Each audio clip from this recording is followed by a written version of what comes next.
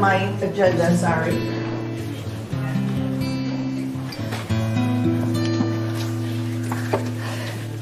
Okay, let me call this meeting to order. Bunny is going to be a little bit late, so I'm going to get us started. I want to establish that we do have a quorum present today.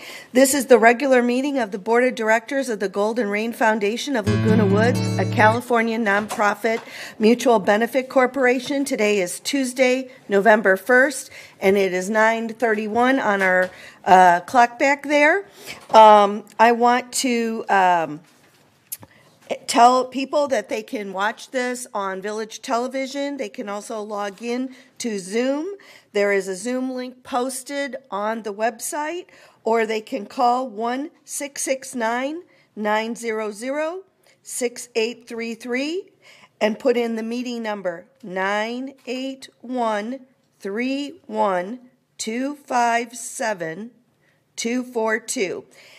Or you can email meeting@vmsinc.org and have a message read. I will now call Director Addington is going to do the Pledge of Allegiance for us. Ready? Begin.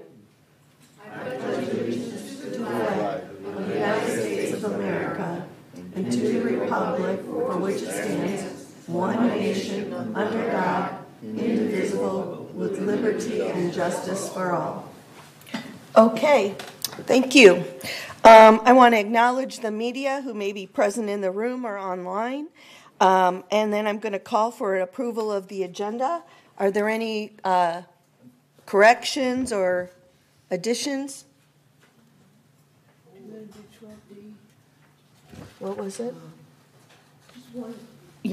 Just one small thing. 12D does not need to be put on a 28-day hold.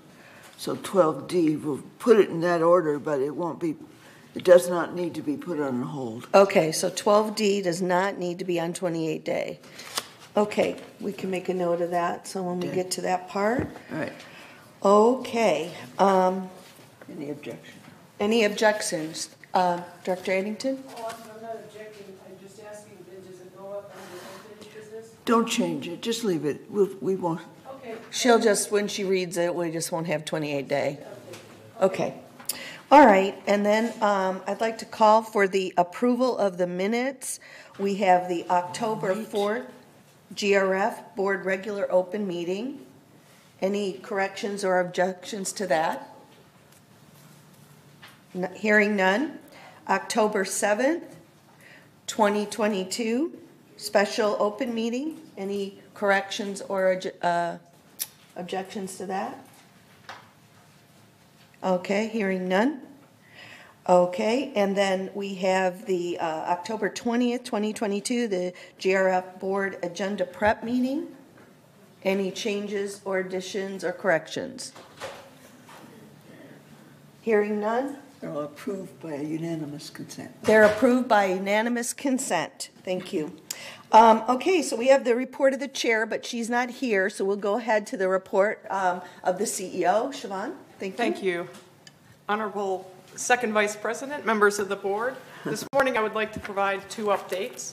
The first one concerns a new program that is just started in our community. In August 2019, the governor signed Senate Bill 326 into law. The law requires residential HOAs to perform visual and technological inspections of exterior elevated elements at condominium buildings, including balconies, decks and landings, stairways, walkways, guardrails, and handrails. United and Third Mutuals hired consultant Cardoso and Associates to conduct the state-mandated inspections of building exterior elevated elements to comply with the new law. Inspections began in United in September, and inspections will begin for Third in January. Inspections for both mutuals must be completed by January 1st, 2025. The inspector may require access to balconies from inside certain units. The schedule of United Mutual units to which the consultant will need interior access between 9 a.m. and 1 p.m. on the corresponding day is available on the Village website under the News tab. If you're not available on your unit's scheduled day, or if you're unsure there is a current key on file with Resident Services, please contact Resident Services at 949-597-4600. If the inspector finds that repairs are necessary, a contractor will take immediate preventative steps until repair work is scheduled. If repairs are required, members will be notified by mail 15 days in advance. A sample letter is also on the village website under the News tab. Important inspection details include not all units will be inspected, only scheduled units. Units are selected randomly by the consultant. The Maintenance and Construction Department only gets the schedule 3 months in advance from the consultant, and inspections cannot be rescheduled. I also wanted to remind residents about the key file program since I mentioned it in my prior update.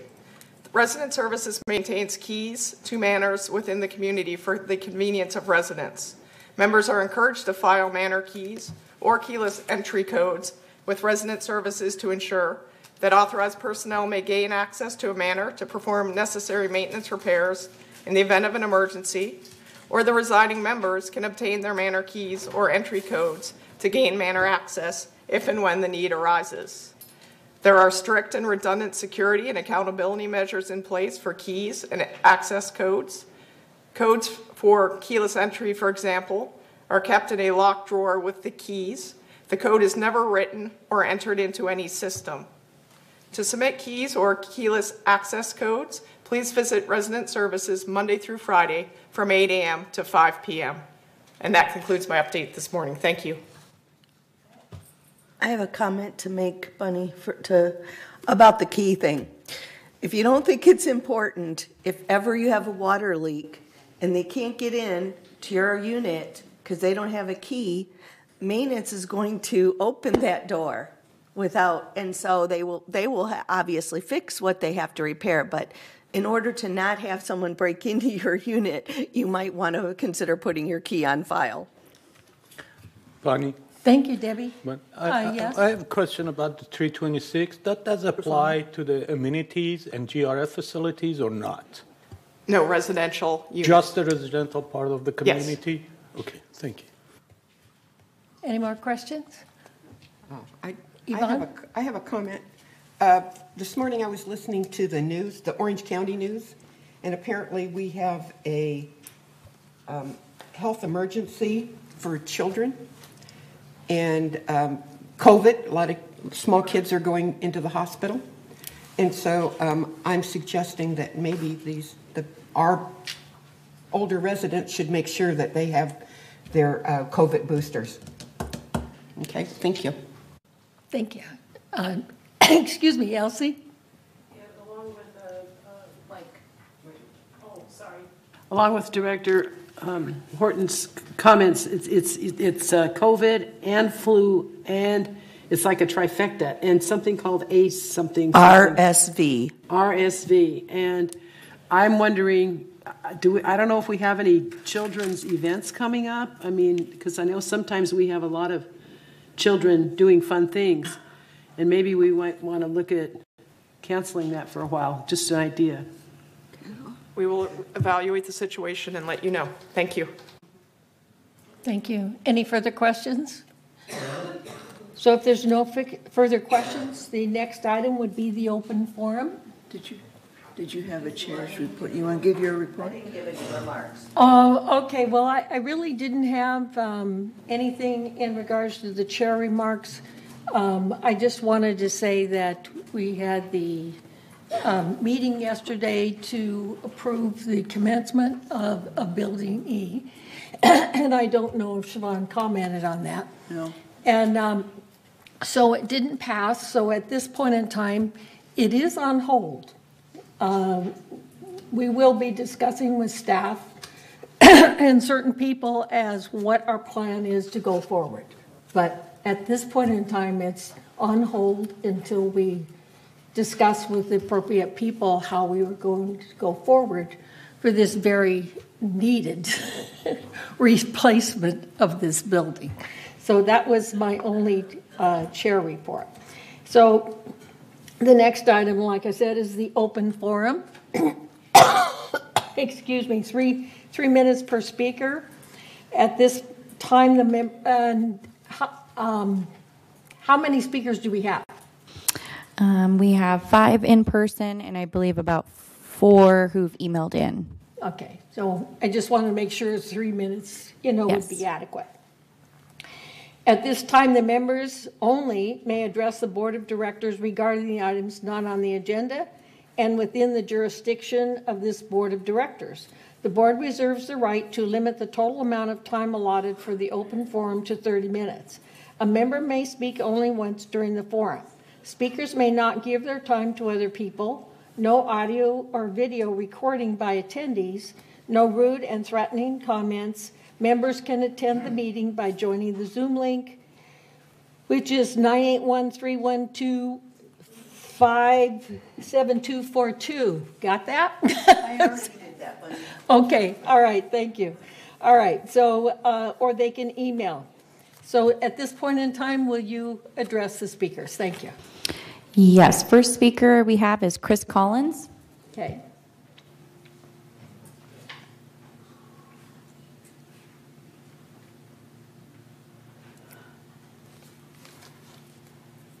Good morning, Chris Collins, 3306Q. I'm here with an update on the work of the Foundation of Laguna Woods Village, which is on behalf of residents experiencing temporary financial emergency. Become a legacy donor. This year, the Foundation of Laguna Woods Village, the village's own homegrown charity, is celebrating its 25th anniversary. How has the foundation been able to continue for 25 years? Well, and how has it been sustained? Well, clearly the donations of clubs and individuals are the mainstay of the foundation's support, and the foundation is very grateful for this support. These donations permit the foundation to spend nearly $300,000 this year to help village residents experiencing hard times, funding Meals on Wheels, providing access to local food pantry, and supporting Alzheimer's daycare. To be able to spend this much money, the foundation also has to acknowledge another special group, whom we call our legacy donors, who remember the foundation in the wills and trusts. It is this extra funding which ensures that the foundation can meet residents' needs without interruption. Once screened by social services, no resident needing financial assistance has ever been denied. Fortunately, we've had the resources of all of this to meet such needs because the legacy donors who provide the additional funding also permitting the foundation to meet new challenges. Recently, we have received proceeds from the sale of a resident's manor after his death. This extra funding above and beyond our usual commitments has provided the foundation to be able to continue its fall prevention programs and rent emergency response devices for fall-prone residents who cannot afford them. Last year alone, the foundation rented approximately 60 such devices for villagers, and we paid the monthly fees. Falls are one of the biggest health and financial problems facing older adults, and nearly half of the local ambulance calls in the village are due to falls. If you'd like to become a legacy donor, a gift to the foundation by will or trust is easy to arrange, and a gift can be a specific dollar, proceeds from the sale of your property, an asset, or it can be a percentage of your overall estate. If you already have a will or trust, you can easily add a provision designating a gift to the foundation with a simple addendum. Your state lawyer, accountant, or the financial advisor can help with arranging such a gift. For more information, please contact the foundation at thefoundation@comline.com or by phone 949-268-2246. Thank you. Thank you. Next speaker. Next speaker is Ellen Leonard.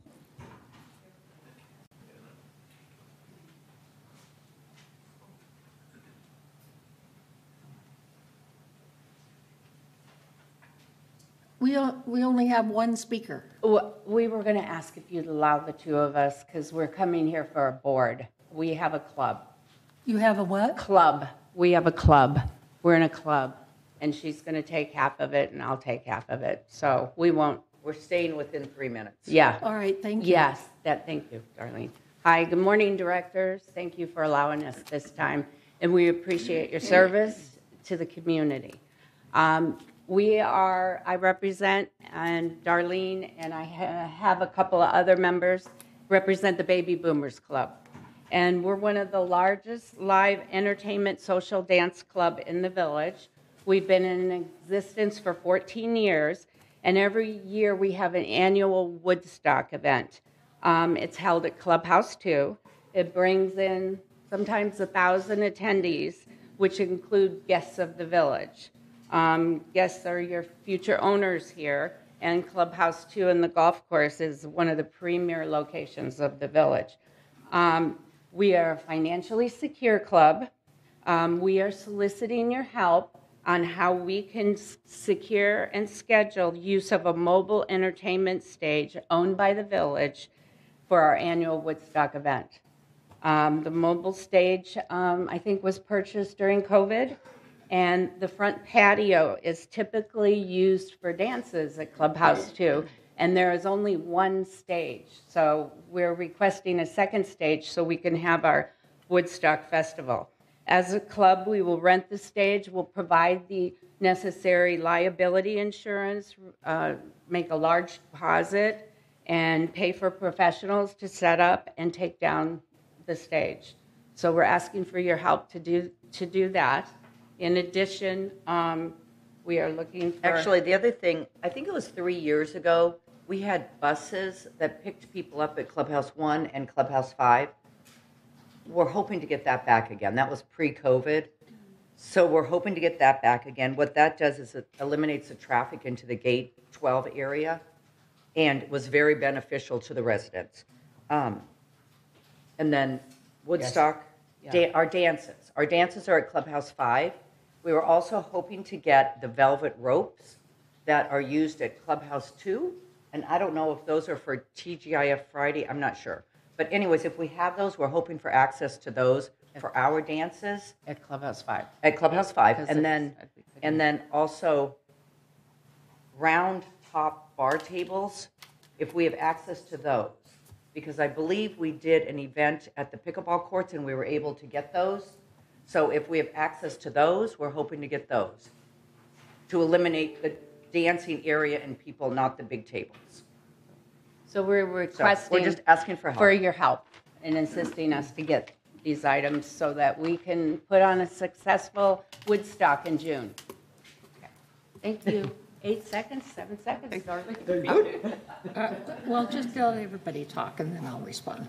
I know it's me. Can the next person? Yes, next speaker is John Beckett. Okay.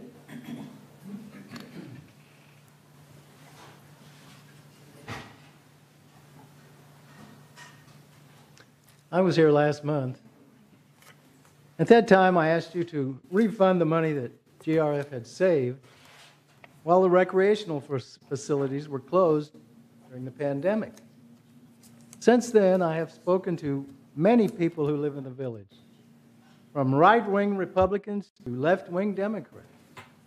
Virtually everyone agrees about 3 things. Number 1, it's unfair for GRF to charge us for services that GRF didn't provide. Number 2, it's unnecessary to spend millions of dollars on a new security building. And number 3, it's unwise to expose ourselves to the risk of an IRS audit. The Corporations Code says that 5% of GRF's members, 637 homeowners, can call a special meeting without GRF's consent. I have been circulating a petition calling such a meeting. Several influential people, such as club presidents and building captains, have begun to support our efforts. With their help, more than 300 signatures have been collected. What's going to happen when that number reaches 637?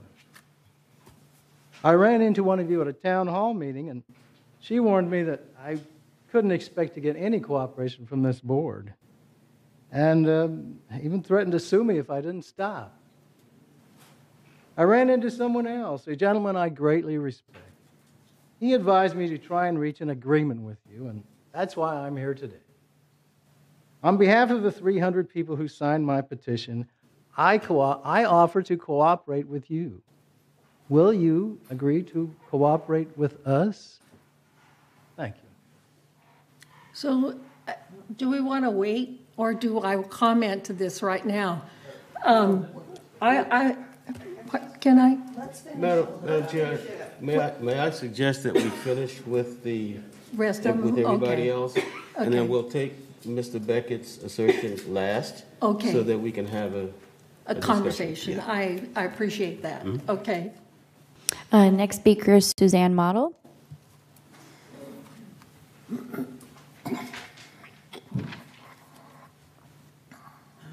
I represent concerned citizens of Laguna Woods.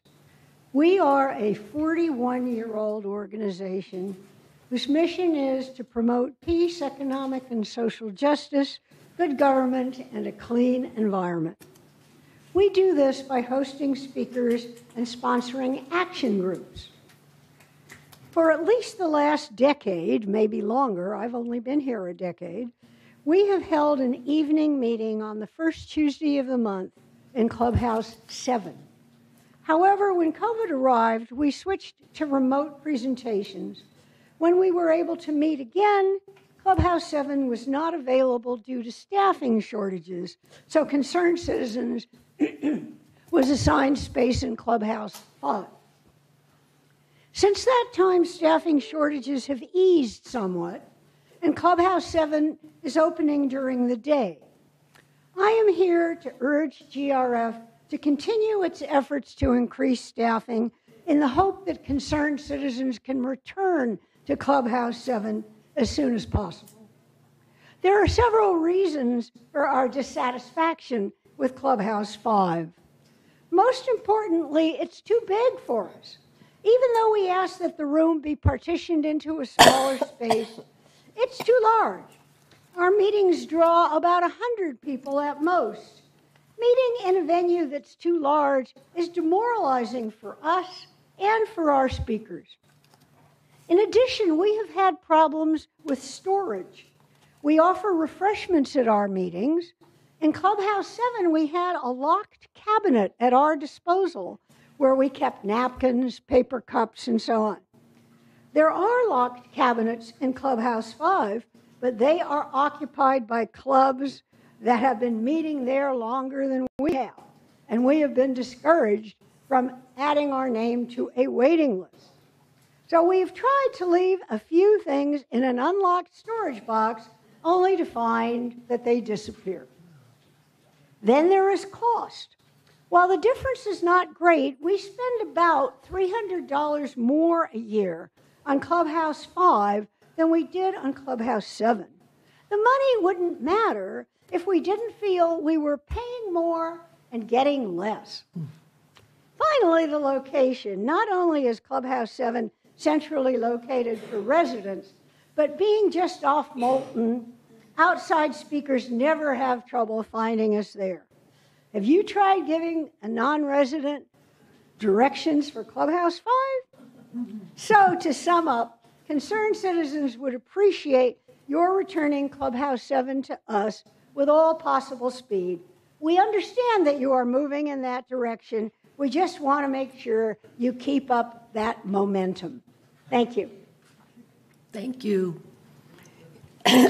Next speaker is Annette Rodriguez.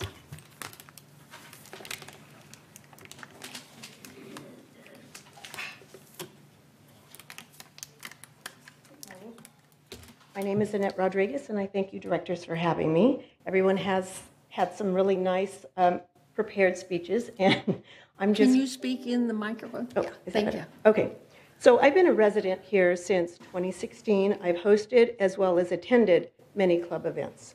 I'm here because I have been trying to plan a wedding next year, April 22, and been having problems with finding an appropriate clubhouse. As the previous speaker mentioned, that some of the other clubhouses are too large for a group of 100 to 120 people. I have been trying to request the space of Clubhouse 2 for some time. Because of COVID, I understand that some of them have been shut down, and I'm now told that Clubhouse 2 is doesn't have the staffing.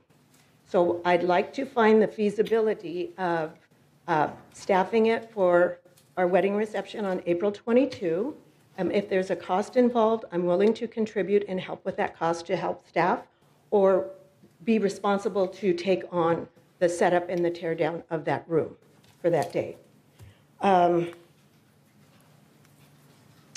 That's about all. I just appreciate your consideration, and I hope that we can have a wonderful wedding here in Laguna Woods.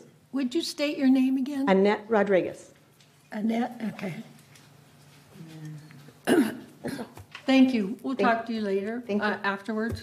Okay. Next speaker is Ann Beltran, and she is on Zoom, so I'm going to pull her up right now.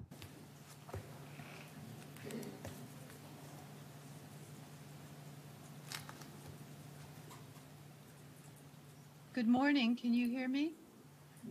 Yes. My name is Ann Beltran, and I'm at 8540. I'm speaking today about electric vehicle charging. My husband and I own an electric vehicle and have appreciated the ability to charge our car overnight in our carport at the 110-volt level provided. $240 a year is more than reasonable for this amenity. Most nights from 9 p.m. until the morning, it provides a charge that gets us through the next day with comfort. This charging capacity is threatened, however, by the rapid growth we will experience in green energy vehicles over even the next 3 years. By 2026, state law requires that 35% of all new vehicles sold have to be electric, rising to 100% by 2035. As more EVs populate our carports, more user coordination of the circuit's use will be required, and the demand for better infrastructure will grow, even causing some to choose not to live here if we don't have it. Leadership on this issue is necessary now. First steps to accommodate future residents looking for in-village charging need to be made now. And the best option we have now is to place level 2 chargers in the large parking lots outside clubhouses 3 or 5 or 7. The installation costs for us are relatively modest given what SoCal Edison would pay for.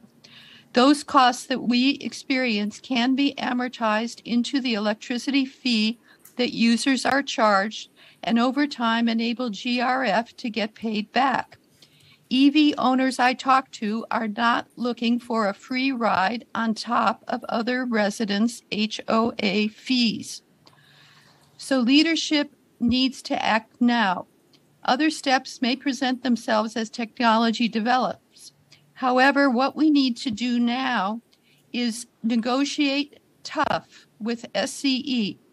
They're proposing 10 ports, but it's up to us, if those are too many, to push back on SCE's profit motive and demand that we be offered fewer ports per location. What is the M&C committee of GRF doing to negotiate SCE's proposal downwards to what we think is reasonable? Thank you for your leadership in meeting the emerging demands of our times.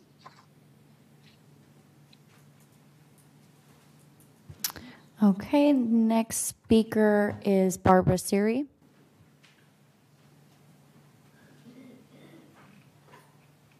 Hello, GRF Board. I want to kind of piggyback on what Sue Modell was talking about with Clubhouse 7. I'm also a member of Laguna Woods Concerned Citizens, and we bring in pretty popular speakers for that first Monday night of each month. People outside of our club, people outside of the village. For all of them, having Clubhouse 7 with no gate, plus our speaker, has been a godsend for us and a real service to the village to have that availability. In addition, we often host our speaker at 19 for an early dinner prior to whatever lecture he or she is giving, which just adds more business, brings more foot traffic into Laguna Woods Village. But most importantly, I think, is that many of our residents, many of our members find it really difficult to make that long journey down that long pathway to Clubhouse 5. It's a real burden for them. Whereas Clubhouse 7 is right there. They can pull up and immediately get in. That has really cut off some of our, our most fervent members from really attending the lectures that they'd like to. And plus this is our historic building. When I see other groups in there, it kind of breaks my heart because I keep thinking it's great that Bridge has their day. It's great that there's a Sunday service. But what about Laguna Woods Village? We have almost 300 members and a lot more who love to hear our speakers. So thank you for considering that. Thank you. Is there another one? I'll have them all get in touch with Yvonne afterwards. Yeah. Lucky person. Nothing. I'll tell you later. So we have a few residents who emailed in, so I'll go ahead and read their emails now.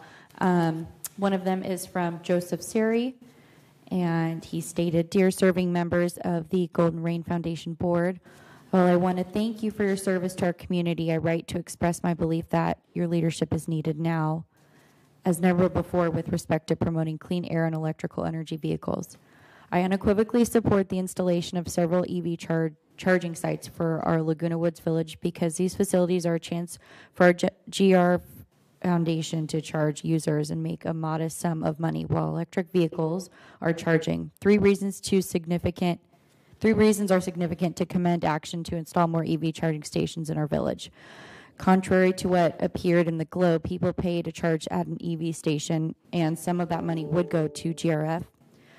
Clean air is byproduct of electric vehicles for both the workers who drive them and the owners who travel in EVs, because air pollution is in Southern California a serious health problem, especially for people over 55.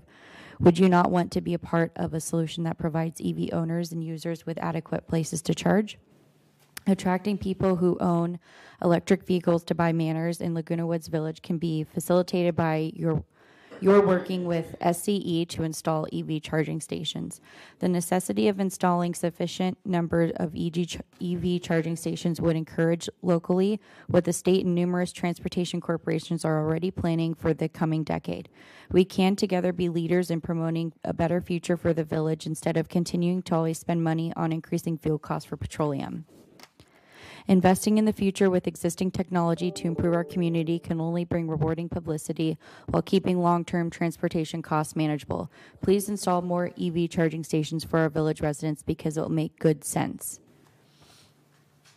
And the next one is from Wendy McQuillan. And they stated, "It is my hope that the board will have the foresight to put more monies behind the expansion of high-speed electric chargers here in our wonderful village. All we want is for the village to fund the installation of the chargers. We expect electric car owners to pay for usage, and the village can charge whatever it wants to get its money back. We don't want potential owners to reject us because they can't charge their cars." The next one is from Judy Northrop. They stated, "As a member of concerned citizens of Laguna Woods Village, I write to you to request staffing for Clubhouse 7 for our once monthly evening meeting. For years, we met at a club each month in the lovely venue. Clubhouse 7 is such an ideal location for a moderate-sized gathering, especially with its outer welcoming room that has a bar for refreshments. It is centrally located and easily accessed. It has no gate security so that speakers and non-resident members of a club can readily enter. Its physical accessibility for those with mobility issues includes an easy drop-off point and ample close to the building parking. Those who use walkers or wheelchairs are especially well accommodated. It is well lit, has an elevated platform stage, and is, they said well lit again. It allows for easy and secure storage of our refreshment supplies. We only meet once per month on Tuesday evening. We are not a large club, and we have been forced to use Clubhouse 5 for meetings. It is far too large and inconvenient, resulting in an ambiance that is not conducive to comfort and intimacy. Access is difficult for those with mobility issues because of the distance required to go to the meeting area from the parking area. Please implement staffing to allow us to utilize Clubhouse 7 for our once-a-month evening meeting. Thank you for your consideration. Let me see, and I believe that is it. Okay, thank you. Thank you. So I just wanted to say those that are looking to be in Clubhouse 7 or any, clubhouse, and the why I mentioned Yvonne's name is because she's the chair of CAC. I'm pretty sure this is going to be on the agenda. Yes. Staffing our clubhouses, not just 7, but the rest of them, is an ongoing process. And VMS staff is working very diligently to get all of our clubhouses open. That being said, we do have a problem with getting people to staff in the evening, except for Sundays. And I'm talking about Clubhouse 7. Yeah, and did you want to add something? I do want to mention, many of our openings currently are ones that require lifting and so forth. I do want to thank all of our residents who have stepped forward to serve as part-time recreation leaders. They've been tremendous. Unfortunately, these positions for the evening jobs, especially in Clubhouse 7, require that lifting requirement, and that's posing a challenge in addition to the evening hours. Yeah, and that is the problem, the setups, okay? However, I did want the baby boomers, hi. I wish you would have come to CAC with your request first. But one of the things that I don't think that we have a fee for renting that mobile stage. I'm glad you brought it to our attention, but because we have to go to finance to figure out what we need to charge, and it's a process. And it doesn't happen like that. Unfortunately, we move at a snail's pace. And that's good for everybody. Anyway, and so I wrote down, I think, everything that you requested, and I'll take it to our new director of recreation and see if we can work out your problems, okay? Did you want to say something? No, the wedding has to do one of the weddings. They want to have a wedding. Yeah. You know what? I don't know if you've come to... Oh, I was going to say, Allison's at the back of the room. She'll be happy to talk to Absolutely. After the meeting. Yeah, put your hand up there, Allison. Yeah, thank you. Okay. Can I? And if I can say one more thing. We want to welcome Allison Giglio as our new director of recreation, and she's kind of hit the ground running, and I think she's going to be a great asset to the VMS staff. There. I just... Are you done? I want to promote you. If you're going to add something more positive. I am. I want to let people know who are listening and in the audience that once a month the Community Activities Committee, which is called the CAC, meets. And anytime you have a clubhouse or a wedding or the boomers or clubs, that's your first stop. Come to that meeting, and Yvonne will welcome you with open arms, and you will get to say it, and then she can start the process. And then if it's anything that GRF has to vote on or that, we will, as she mentioned, snail's pace. But yeah, I just want people to know that that is the first stop, and that'll get the ball rolling. So it'll save this spot. So thank you. And when is that meeting? Oh, okay. Go ahead. November 10th in this room at 1:30. Thank you. It's once a month on the second Thursday? Yes. Once a month on the second Thursday. I think, yeah. Yeah, and for It's the 10th. for Annette that is planning a wedding, I wish you the best wedding, and we do everything to help you to have a good wedding at where you want it. So we try to help as much as we can. Yikes. And I have to add to that, we recognize that the clubhouses have been, shut down in the evening, and so we've been, working diligently with staff to try to get them open in the evening. I just want everybody to know that we hear you, okay, and we want everything to be open also. Are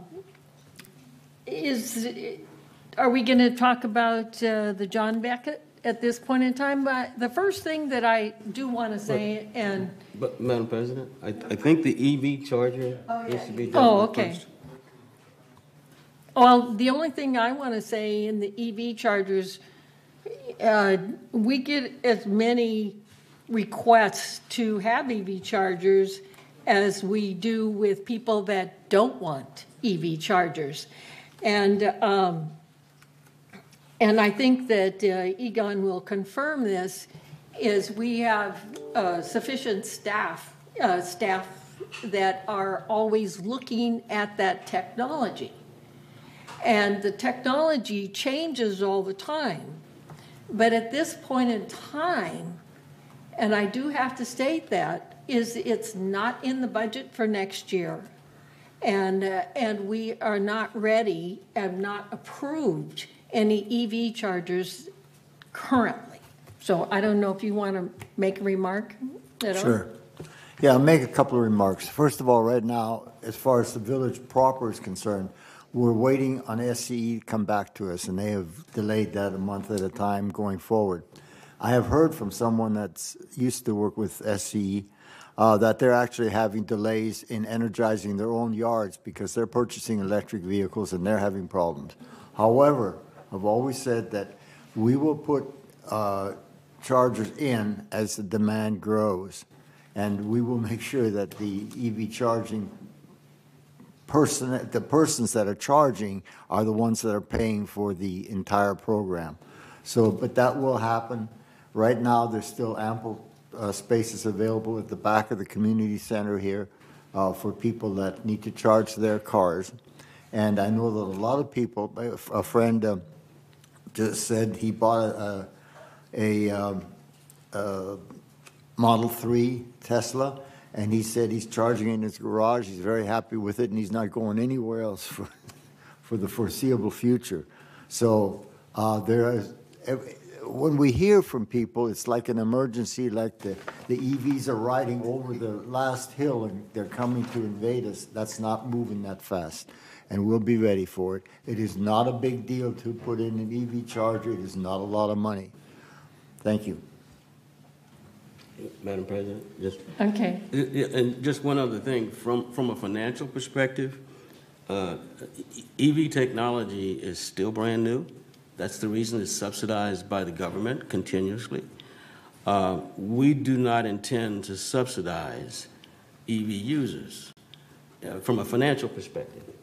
And so it has to make sense financially that the people using the chargers pay for everything, including the installation, amortized installation, and all the other attendant costs associated with it. We cannot pass the cost of EV usage to all the residents. Nobody pays for my gas.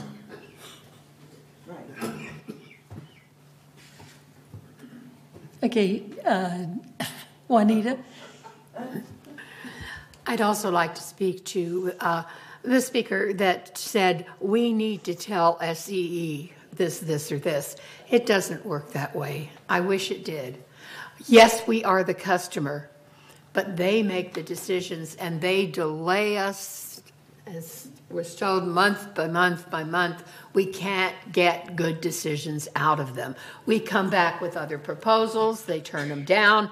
We come back and look at other things, and then we go back again, and they say no, and here's what we want to do, and we want to do it the way we want to do it, and if you don't like it, go away. Raisa. I just want to make sure that we understand that GRF have limited capabilities to put EV chargers in places. And if all the predictions are correct, and we're going to have 10% or 20% or 30% of the car in about 5 years going to be electric car, 10 charging stations for this village will do nothing. I mean, that's, compared to number of vehicles that we're going to have. We have to make sure that either improve our infrastructure with the metros in order for people can do charging in their own carport, or we're putting Band-Aid as a GRF on this issue.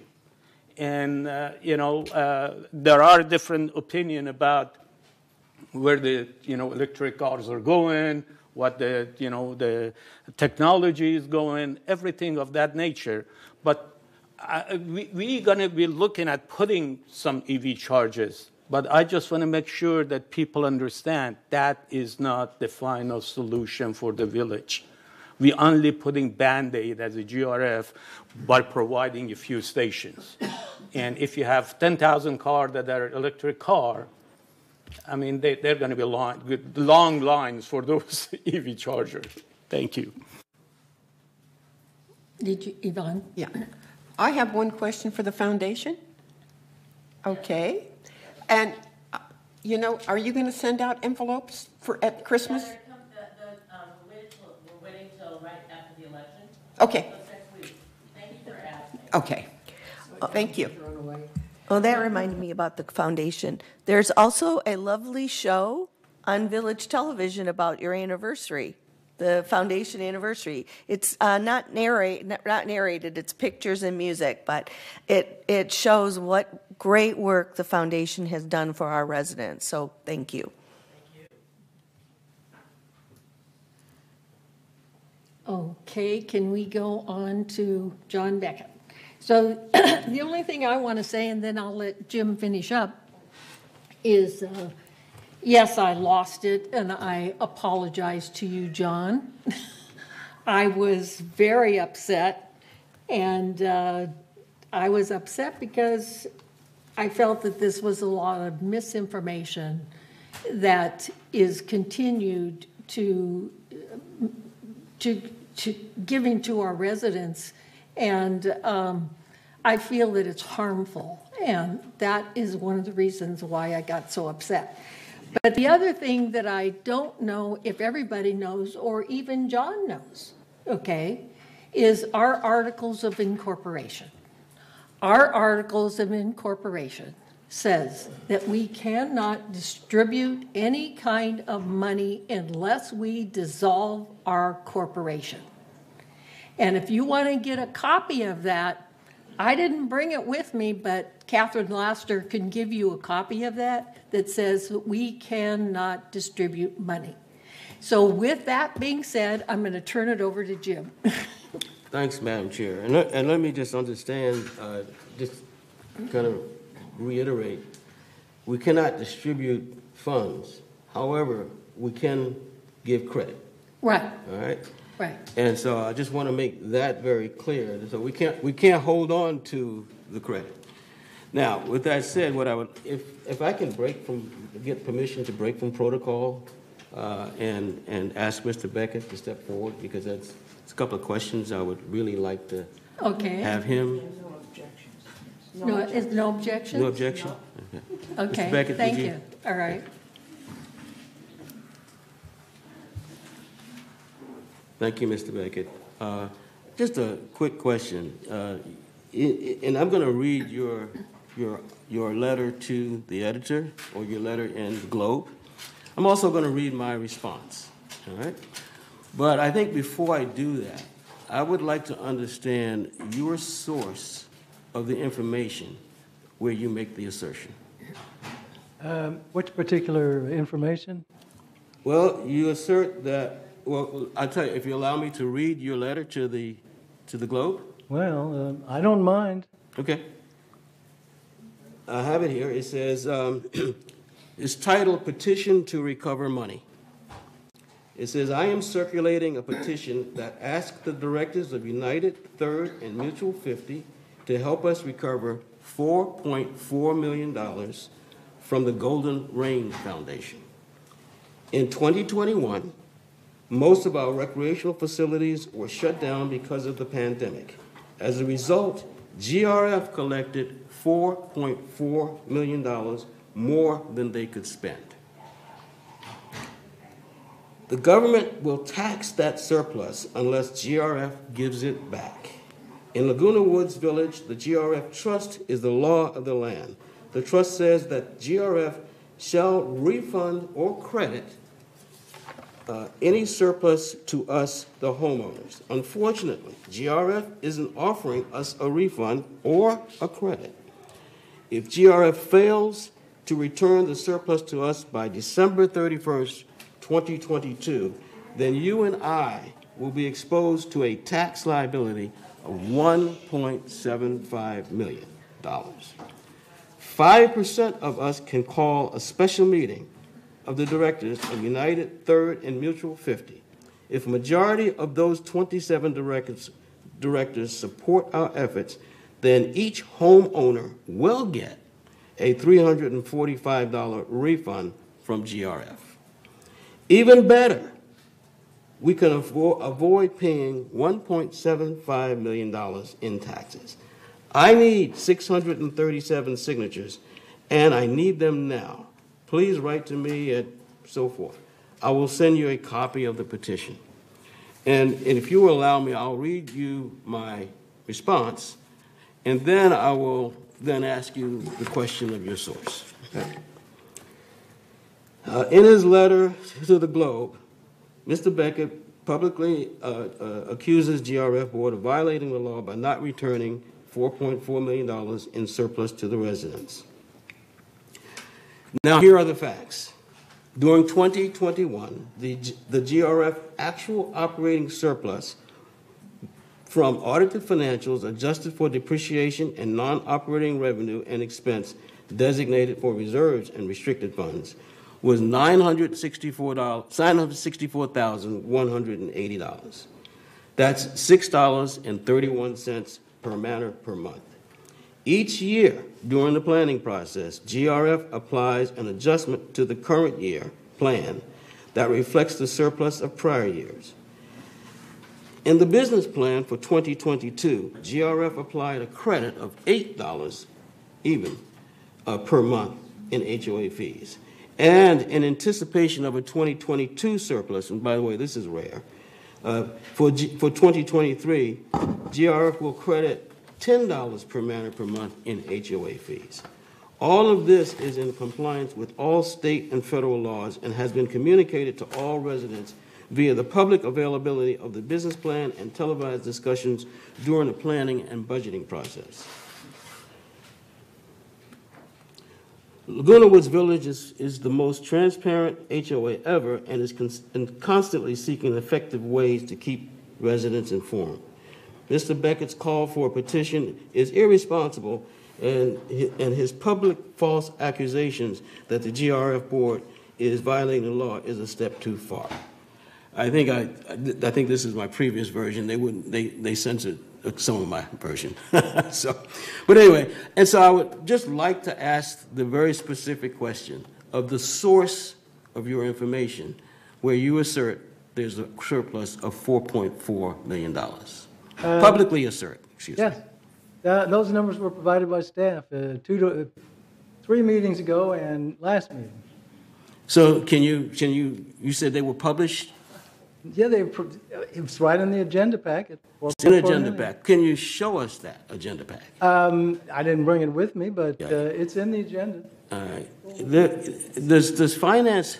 You can pull it up. Yeah. Can you pull up the agenda package that had that document in it? I see Mr. Homuth from Finance is here. Good morning. I can go ahead and go back to my office and I'll send it down and we can pull it up in just a moment. Okay, fine. Thank you. Thank you. Before he pulls it up, I'm not sure of the document. So we obviously, when someone makes that type of assertion and publicly, we obviously get concerned. all right? Because we know it's not correct, but how do you get, once the cat's out of the bag, so to speak, it's tough to get it back in. To the point where you've got 300 signatures, that it indicates that at least 300 people either want $345 or they believe what you're saying, or both. All right? What I suspect, and I think we'll have the document in a moment, what I suspect is you saw $4.4 million at the bottom of the operating fund. Right? No. It was that motion that was made to put some of the money into the operating. Gotcha. All right. A contingency. I know exactly. I know the document. Okay, because that's the document that also had the $964,180 in it. Okay, at the bottom line. That 4.4, and we'll see that document in a minute, was a negative number, indicating there was a deficit that year of $4.4 million. However, the deficit, yes, just hold steady for a minute. However, the deficit included depreciation, which is a non-cash accounting convention that has to be eliminated because it does not impact our HOA. So when you eliminate that deficit, you eliminate the depreciation, you get a $964,180 surplus.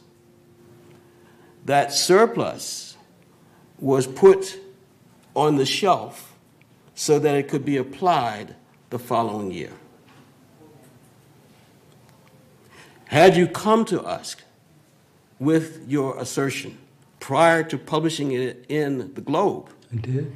You would have had that perfect explanation. You did, and when I said it to you, you did not either understand it or believe it. And so as a result, instead of having the conversation so that you could understand it, you decided to publish in the Globe.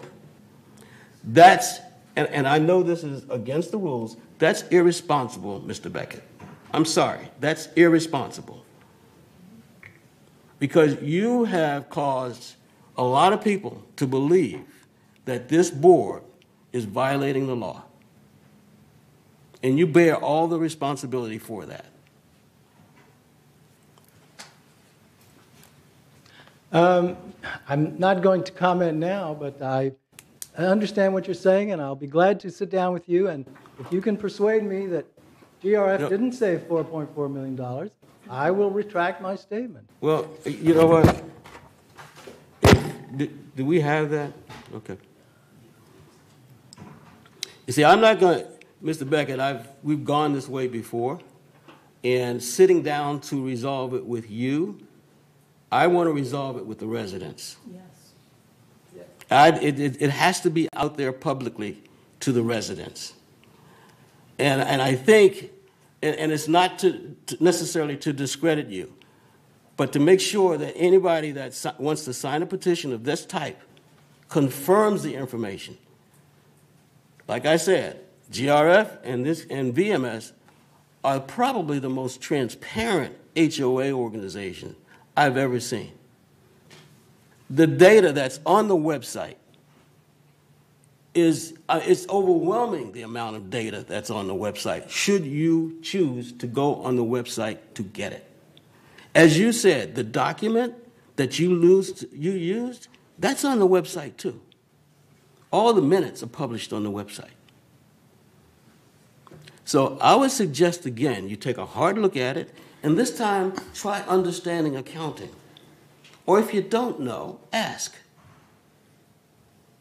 Because you caused this group, specifically GRF Finance and VMS Finance, a lot of work to refute an obvious mischaracterization of what this board has done. So I don't know, do you have the... Oh. Okay. Mr. So now here is take a look. If you will take a look up there, can you make that a little larger, bottom? That's it. Okay, that's it, right? Yes. What does that say? -4, -5, somehow ends up at plus 900,000. I'm sorry? I see a -$4 million, and I see a -$5 million, and I see a total of a positive number. Right. And so it's exactly what I said, isn't it?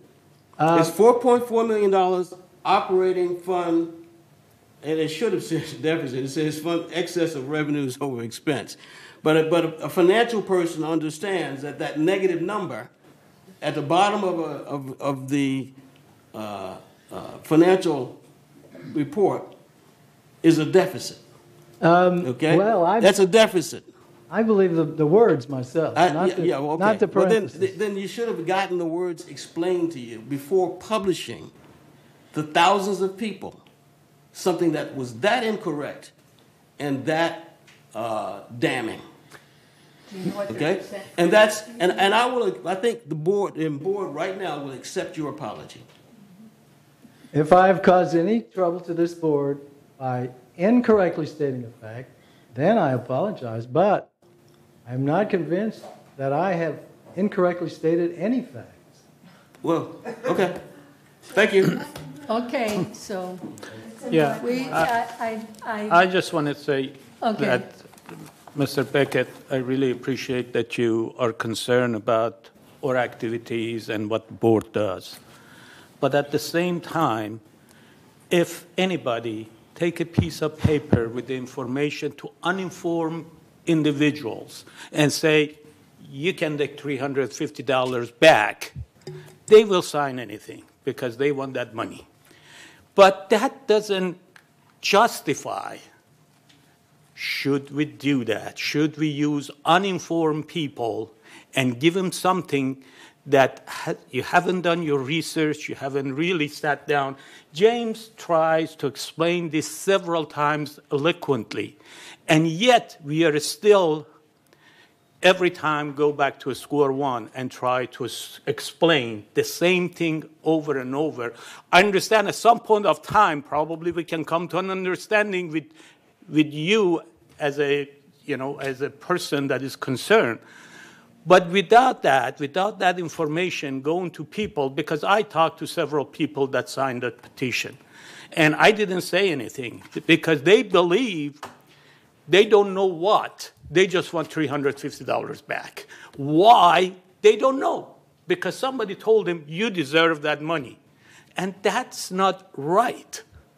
I think, as a gentleman like you, we should do that when we have all the facts and we can stand behind our facts. That's at least what I say about this issue. May I respond to that? Yes. The people I talked to said, are you sure it was only $4.4 million that was saved? When all of those facilities were shut down, no staff, no electricity, are you sure it was only $4 million? There was staff and there was electricity. That's it. Yeah, I don't think we should discuss this any further. He's continuing to let's continue the meeting. to put out false information. Yes. So let's continue. Thank you, John. Thank you, Madam President. And I thank you for the opportunities for us to respond on the air. So thank you. And I forgive you for losing your temper. I know you really weren't mad. Okay. All right. Okay. The next item is the consent calendar. All matters listed under the consent calendar are recommended for action by committee and will be enacted by the board by one motion. In the event any item is removed from the consent calendars by members of the board, such items shall be the subject of further discussion and action by the board. So the first item is a recommendation from Finance Committee.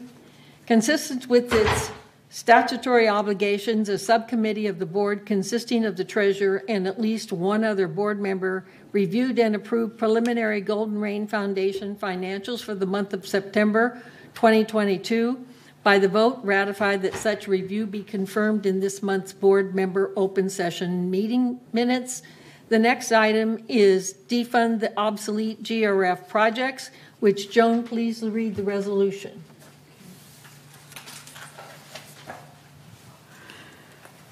Whereas Resolution 90-22-XX proposed defunding at year end. Whereas Resolution 90-22-43 adopted and approved the capital reserve expenditures plan of this corporation for the year 2023. And whereas department heads reviewed the reserve expenditures report and identified items eligible to be closed or funding reduced.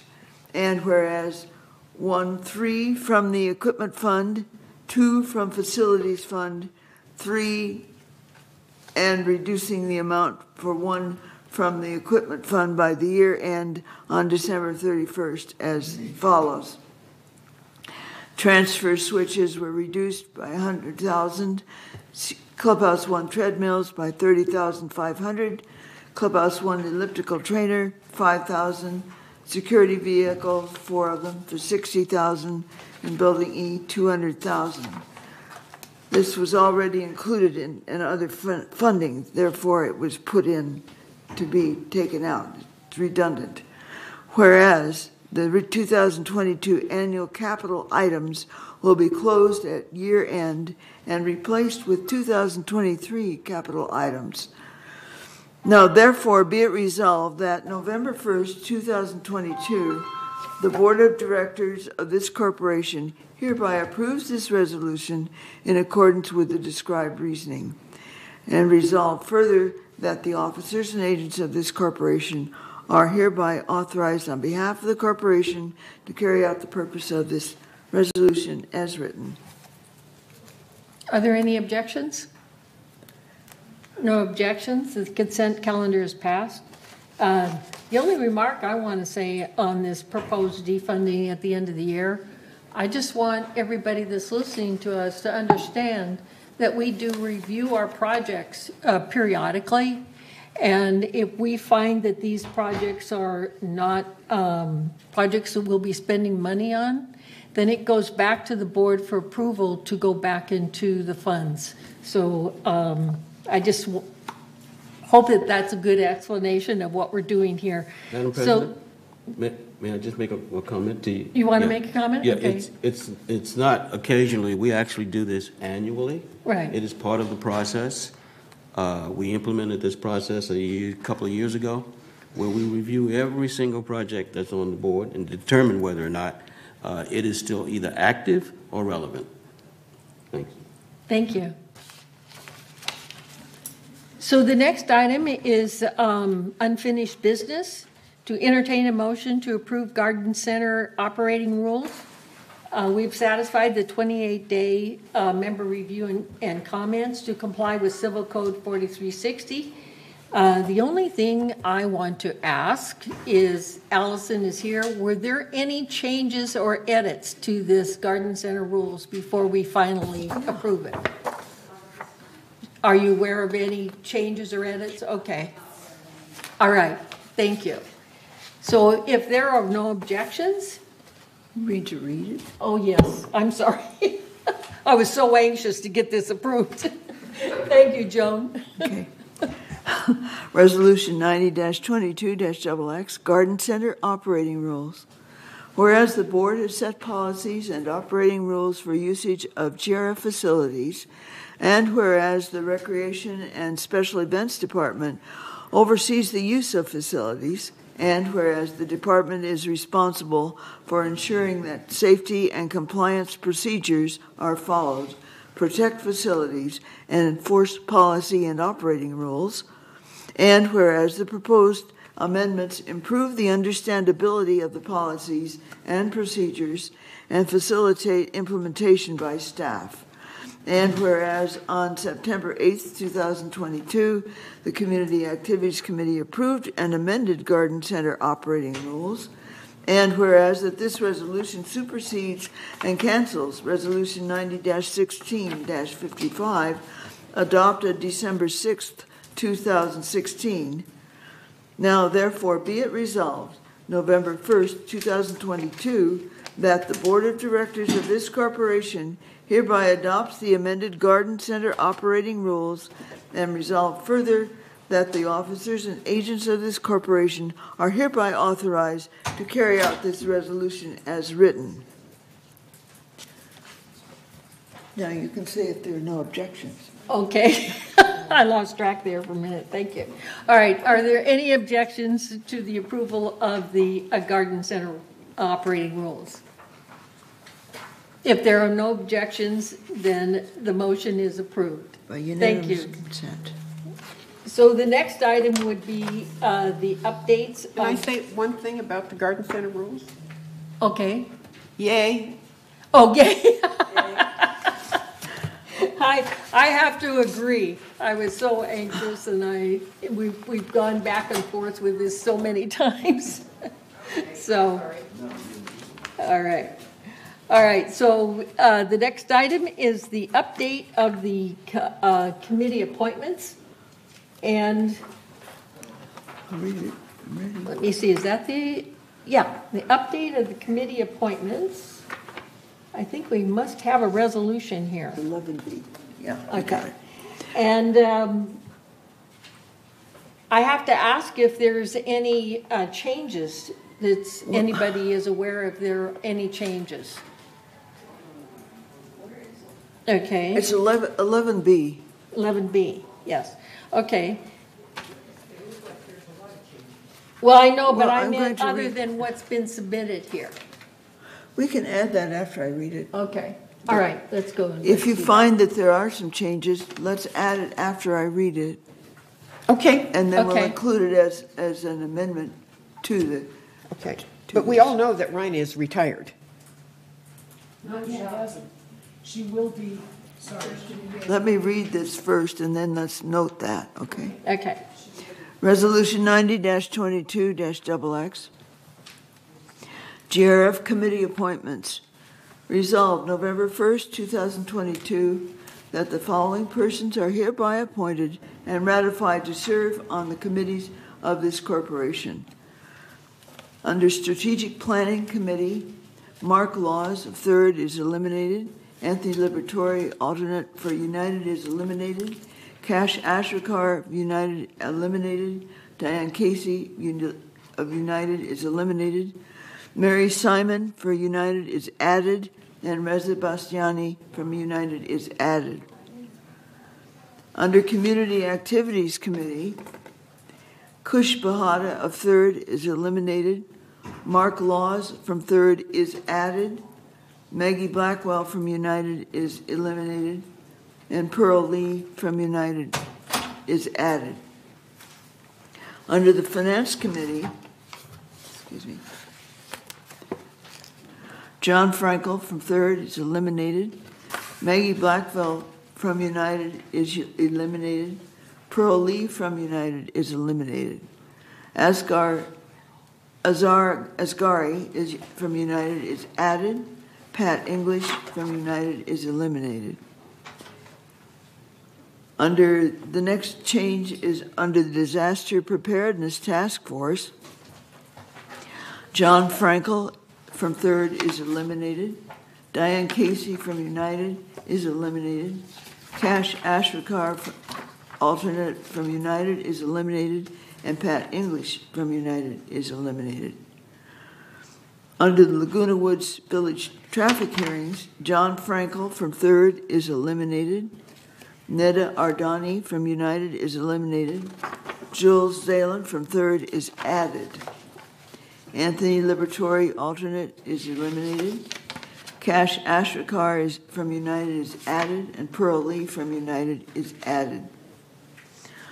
Under Purchasing Ad Hoc Committee, Diane Casey from United is eliminated. Neda Ardani from United is eliminated. Thomas Tuning from United is added, and Lenny Ross from United is added. Oops. I can see where Robert Muchnick.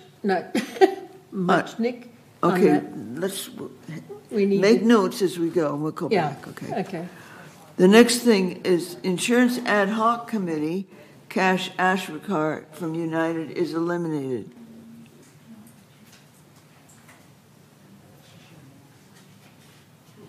Is there a problem? Oh, okay. All right. Okay. All right. Under, then there are no further additions or subtractions from this existing document. And then, therefore, resolve further that Resolution 90-22-41, adopted September 6, 2022, is hereby superseded and canceled, and resolve further that the officers and agents of this corporation are hereby authorized on behalf of this corporation to carry out this resolution. I move that we accept this resolution for committee members. We need a second, and then we'll go ahead with the discussion. Reza seconds. Okay. I have a correction. Okay. And this would be like, we'll kind of make this an inclusive amendment, if you will. Under, for me, under Mobility and Vehicles Committee, they've eliminated too many United people, so there is now one United position open. So they eliminated both Maggie Blackwell and Pearl Lee and Pat English, who'd retired. But so there's still a vacancy for United. And I wish you'd note that. Okay, thank you. That was mine. Let's just raise your hand and we'll go ahead and go through. Bunny? Okay, on the purchasing ad hoc, we need to take off Robert Muchnick. Purchasing, under purchasing. Purchasing ad hoc committee. Which page was that? That's on page 5. Okay. Yeah. Purchasing ad hoc at the top. And then down on insurance ad hoc. Yes. Okay, Leland, she's moving. Lelang, yeah. Lelang. And then Catherine Freshley. Take those two off. Lelang and Freshley are off. Yeah. So that's all I have. And Yvonne had something else? How come under the insurance ad hoc it says third, Yvonne Horton? Is there a reason? Oh, I didn't see that. I mean, I live in third, that's true, but... It looks like it might be spacing issues. I'll make sure we correct that, though. Okay. All right, thank you. Thank you. Great, thanks. Yeah, there's a problem with this, with what goes where, spacing. Were there any other corrections or additions? Okay, so if there's no further correction or additions, is there any objections? I move to approve. And if there's no objections, we've already read through them. Yeah, well, let me make a motion. I move that we, what, Elsie, before we go on? What? I apologize. I thought something wasn't on your button. Okay. I move that we approve the amended or corrected, however you want to, resolution for the committees. I second it. And I heard, okay, who seconded? Okay, Elsie seconded. Are there any objections? So if there is no objections, the consent calendar, I'm sorry. The updated committee appointments amended is approved, so thank you. The next item, Building E update. In my chair's report, I already mentioned that it's just on hold at this point in time. So the next item is new business. Oh. Yes? You're gonna hate me. I'm really sorry. It's not a huge thing, but just to remember for the future, on the traffic committee, it has Cash Atrikar and Pearl Lee both listed for, it doesn't say United, but it is United. And only one's a regular member and one's an alternate. What page is that? I'm really sorry. 5 of 6. Oh, yeah. 11B, 5 of 6, up at the top. Yeah, you're right. And that's just a Scribner, so I think. Yeah. They're both from United. Right. There's only one person on that. And There's this only would be one only person. one. Okay. Yeah. So I guess what do we do? Go back to No, United just and make have the them, change. one should be an alternate. We can just We fix it don't next choose. month. We'll figure it out before then. Yeah. Okay. Yeah. All right, go ahead. Okay, so I'm going to repeat. We're on new business. A, entertain a motion to approve religious church club request for exception to clubhouse holiday hours. So this will be the November initial notification and 28-day notification for member review and comments and comply with civil code. So I see Allison is here. Do you want to speak to that? You should let me read it. No? Let me read it first. and Oh, let no, her- I wanted her to explain it and then you can Okay. read it, okay? That's usually the process we follow. Yeah, this was. Hi, Good thank morning, you. Honorable President and Directors. Okay. So this item came to us at the Community Activities Committee. Saddleback Church requested an exception to the holiday hours policy that we had in place in 2020. And it was approved by the CAC or recommended that it come to you for consideration. Right, Any so, questions? so basically, it came to our request basically because church is on a holiday. Yes, this year, Sunday, New Year's Day does fall on Sunday. So there are about 4 groups right now, 5 groups that are displaced from their church meeting because of the holiday. Right, and what this required and what CAC approved was basically that they would pay for the extra labor. Yes. The entire cost of the labor for the church services that will be going on at that time. Yes. Okay, I just wanted to make sure that everyone was clear what this was all about. Thank you. Thank you. So, Joan, will you read the resolution? Yes. Resolution 90-22-XX, Religious Church Club Request for Exception to Clubhouse Holiday Hours. Whereas the Recreation and Special Events Department oversees all recreation facilities, on May 5th, 2020, GRF approved and adopted Clubhouse Holiday Hours Resolution 90-20-19, allowing all clubhouses to remain closed on New Year's Day, beginning January 2021. And whereas Saddleback Church Club requested for an exception to clubhouse holiday hours and is requesting to meet in Clubhouse 5 on Sunday, January 1st, 2023 from 7:30 a.m. to 1 p.m. And whereas on October 13th, 2022, the Community Activities Committee approved the all-church exception to clubhouse holiday hours for one service only on January 1st, 2023, and to include all additional costs. And whereas presently there are 4 village churches who meet on Sundays in the clubhouses. When the Performing Arts Center reopens, one additional church will resume meeting on Sundays. So the Saddleback Church meets in Clubhouse 5, Main Lounge. The hours reserved from 7:30 to 1 p.m., and the cost for the rental is $141. Joyful Christian Church meets in Clubhouse 1, Main Lounge, from 9:30 a.m. to 1:30 p.m., and the cost of the rental is $47. The Village Church meets in Clubhouse 7, Main Lounge, from 8 a.m. to 2 p.m., and the cost is $52. And the Center for Spiritual Living meets the Village Green Club Rooms 1, 2, and 3 from 10 a.m. to 1 p.m., and the cost is $42.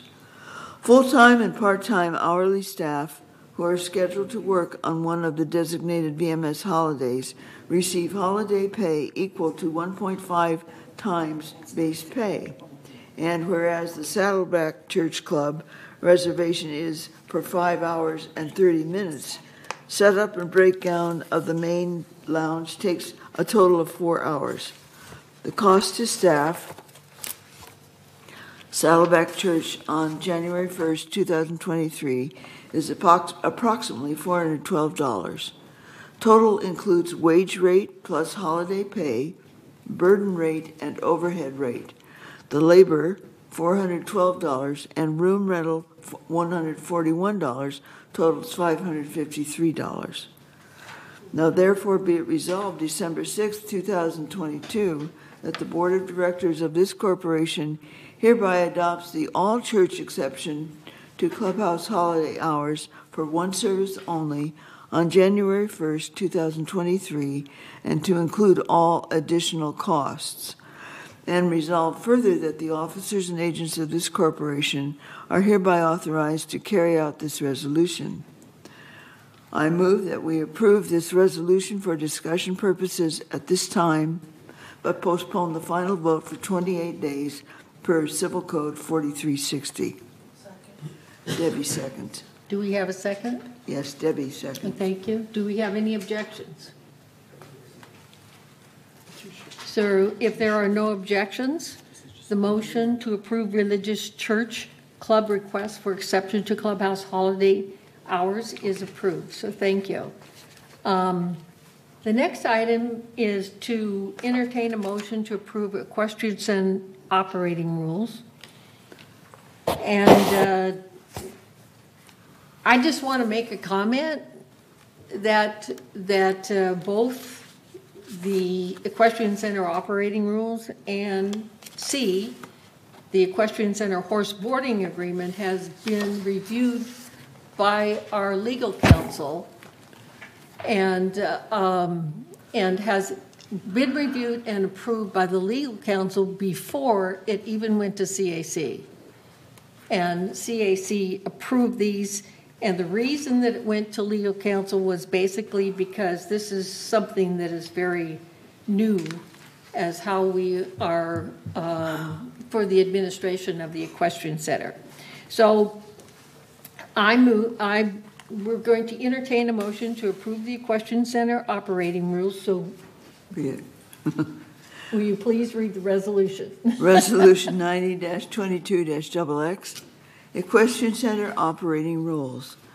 Whereas the board has set policies and operating rules for usage of GRF facilities, and whereas the Recreation and Special Events Department oversees the use of facilities, and whereas the department is responsible for ensuring that safety and compliance procedures are followed and protect facilities and enforce policy and operating rules, and whereas the proposed amendments improve the understandability of the policies and procedures and facilitate implementation by staff, and whereas on October 13th, 2022, the Community Activities Committee approved the amended Equestrian Center operating rules as presented, and whereas that this resolution supersedes and cancels Resolution 90-16-43 adopted September 6th, 2016. Now, therefore, be it resolved, December 6th, 2022, the Board of Directors of this corporation hereby adopts the amended Equestrian Center operating rules as presented and attached to these official minutes. And resolve further that the officers and agents of this corporation are hereby authorized to carry out this resolution as written. I move that we approve for discussion purposes this resolution for the operating rules for the Equestrian Center and postpone a final vote for 28 days per Civil Code 4360. I second it. Is there any discussion? Are there any objections? Hearing none. The motion to approve Equestrian Center operating rules is passed. Thank you. So the next item is to approve the Equestrian Center horse boarding agreement. Okay. Excuse me, Madam Chair, but it was not passed. It was passed to move on 28 days. Yes, I know. We do yes. get... It says that in the minutes. Yeah, but when you say it passed, people who are watching think it's a done deal. Thank you. Thank you. Just to review. Okay. So the next item is to entertain a motion to approve Equestrian Center horse boarding agreement. And as I stated, this has been approved by legal counsel. So would you please read? Thank you. Resolution 90-22-XX, Equestrian Center Horse Boarding Agreement. Whereas the Recreation and Special Events Department manages the Equestrian Center's daily operation, the department's responsibilities include, but are not limited to, managing the resident boarding and riding programs, outdoor social events, horse trailer storage, horse feeding, trails, and facility maintenance. And whereas boarders are required to sign a release, waiver of liability, and indemnity agreement, and complete required forms for transportation, emergency treatment, rider and helper authorization, and acknowledge and agree to the GRF Equestrian Center operating rules. Additionally, all boarders must meet insurance requirements and provide proof. And whereas the boarding agreement is crucial for both the boarding stable and the horse owner, it sets responsibilities and governs potential liability issues and any emergencies that could arise. And whereas legal counsel advised GRF to develop a boarding agreement to limit liability, noting either party should be able to terminate the agreement without cause on a certain number of days' notice. Further, the agreement should allow GRF to terminate the lease agreement with cause under certain circumstances geared towards protecting the health and safety of the horses, people, and the facility. Termination should also be allowed for non-payment. And whereas recommendations were received from staff and committee members to ensure safety and compliance, the presented boarding agreement addresses horse injury and death, boarder injury and death, personal property damage and loss, third-party lawsuits, termination, abandonment, and unpaid fees. GRF Legal Counsel has reviewed and approved the horse boarding agreement, and whereas on October 13th, 2022, the Community Activities Committee approved the Equestrian Center horse boarding agreement as presented. Now, therefore, be it resolved December 6, 2022, the Board of Directors of this corporation hereby adopts the Equestrian Center horse boarding agreement as presented and attached to the official minutes of this meeting. And resolved further that the officers and agents of this corporation are hereby authorized to carry out this resolution as written. I move that we approve this resolution for discussion purposes at this time and postpone the final vote after the review of 28 days per CC Civil Code 4360. Is there a second? Debbie seconds. Okay. Is there any discussion? Are there any objections? So hearing no objections, the motion to approve Equestrian Center home boarding agreement for the initial notification, 28-day notification for member review comments to comply with Civil Code approves the 28-day review. I just wanted to make sure that it was clear, Juanita. Okay, thank you. The next item is to entertain a motion to approve workers' comp collateral requirement, which is the insurance renewal funding. So I'm going to have Dan, I thought I saw, if he's in the audience, and he's going to come out and talk about it. Good morning, thank you. Per the staff report and resolution, the workers' comp provider, Safety National, has asked for an increase in collateral of $275,000. Points I want to make are this is done on an annual basis, and the reason it's done on an annual basis and that there's collateral with Safety National is GRF were to default on any of its payments, Safety National would be able to have this collateral in hand to be able to go back to. The overall effect on GRF with this increase in collateral are bank fees of $2,750, and that would be paid for out of the operating fund. Those bank fees are there to keep that letter of credit available for Safety National with the bank. And I can entertain any questions at this point. No questions? Okay. I want to just have him clarify for anybody listening. Sure. This is an annual thing that is automatic. This is not new money. It's just, this is our process every year. Correct. It's on an annual basis, and it's required with the workers' comp carrier, Safety National. No matter what insurance carrier you go to for workers' comp, they would require collateral on hand. Thank you. So, Thank you. Okay, Resolution 90-22-XX, whereas the Golden Rain Foundation maintains a letter of credit with Bank of America in an amount sufficient to meet collateral requirements for the workers' compensation insurance policy. And whereas Safety National, the workers' compensation insurance provider, requires an increase in the letter of credit by $275,000 to meet collateral requirements for renewal of the workers' compensation policy. Now, therefore, be it resolved that on December 6th, I'm going to change the date because it doesn't need a 28-day review. So on, where are we? November 1st, 2022,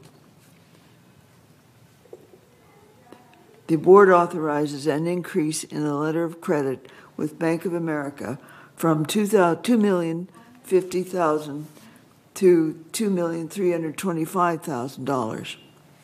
Resolved further that the officers and agents of this corporation are hereby authorized on behalf of the corporation to carry out this resolution. I move that we approve this resolution. is there a second? Yeah. A second? Juanita. All right. Is there any discussion? So if there's no discussion, is there any objections?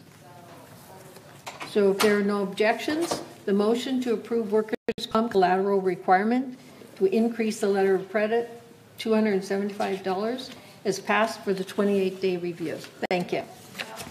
So the next item is to Without 28 days. I said Without 28 days. We don't need 28 days. It's not 28 days. That's what it says on the, okay, mistake, okay. We understand we're all human.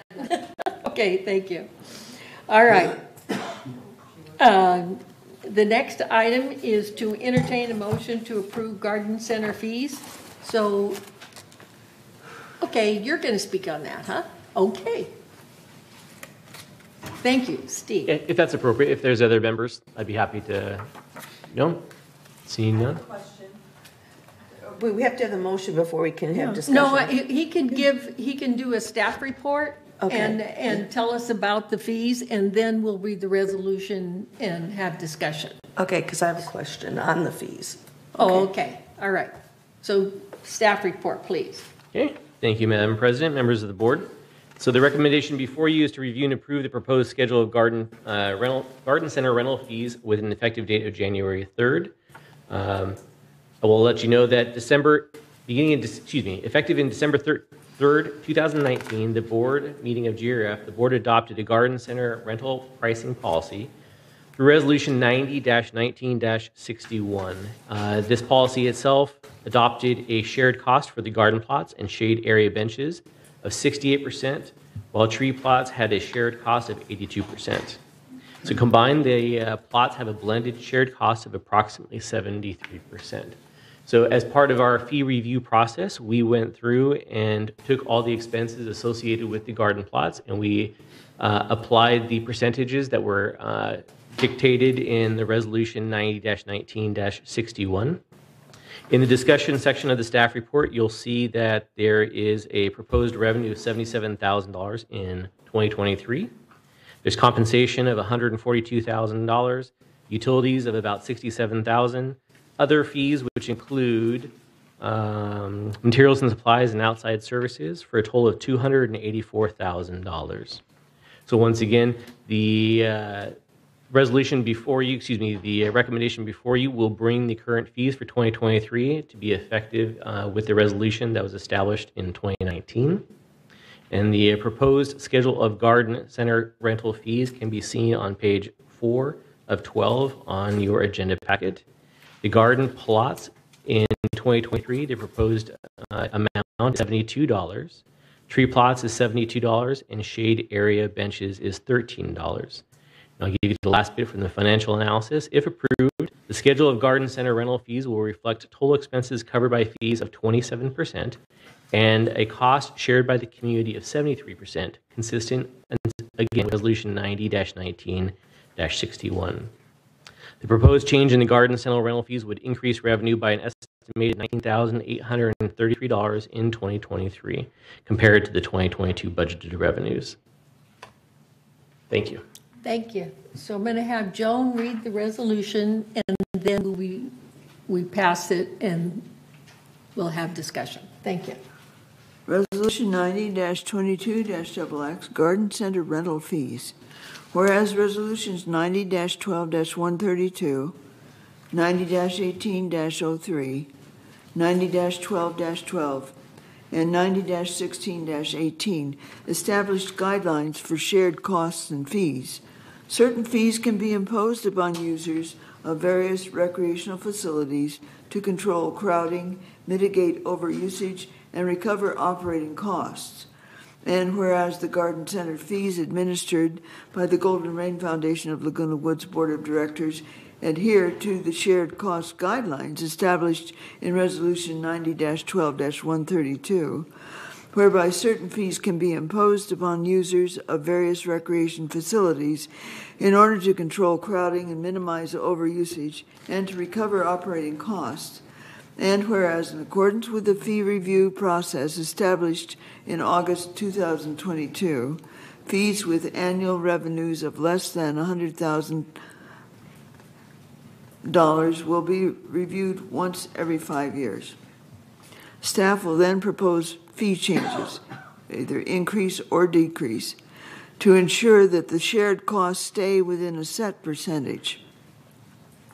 And whereas staff recommends the percent of garden center expenses to be funded by fees shall equal approximately 73%, while the percentage of costs to be shared by all residents shall equal approximately 27%. And whereas the proposed 2023 revenues of $77,233 include garden and tree plot rental revenue of $76,752 and shade area bench rental revenue of $481, the proposed garden center fees are listed in the table below. Plot type. Garden plots, the annual fee currently is $57. The proposed fee is $72, a change of $15.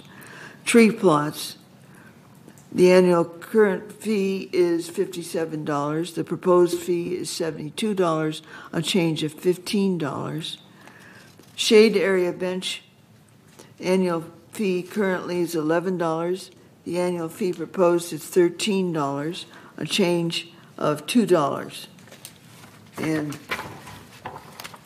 whereas at the September 8th, 2022 CAC meeting, the committee recommended the proposed staff recommendation of the proposed schedule of garden center rental fees with an effective date of January 1st, 2023. And whereas at the October 19th, 2022 Finance Committee meeting, the committee affirmed the CAC recommendation of the proposed schedule of garden center rental fees with an effective date of January 1st, 2023. Now, therefore, be it resolved, December 6th, 2022, that the Board of Directors of this corporation hereby adopts the proposed schedule of garden center rental fees with an effective date of January 1st, 2023. And resolve further that the officers and agents of this corporation are hereby authorized to carry out this resolution as written. I move that we approve this resolution for the purposes of discussion at this point and postpone the final vote for 28 days per Civil Code 4360. Reza seconds it. Okay, so discussion. Well, while Joan was reading it, I answered my own question. Okay. Okay, good. Are there any other discussion or questions? So hearing none, are there any objections? So if there are no objections, The motion to approve garden center rule fees, okay, for the initial 28-day notification of member review and comments to comply with Civil Code 4360 is passed. Thank you. All right, so 5-minute break. Yes, please. Is it, I would like to do a 5-minute break. So it's 11:15, so can we be back at 11:20? All right, thank you.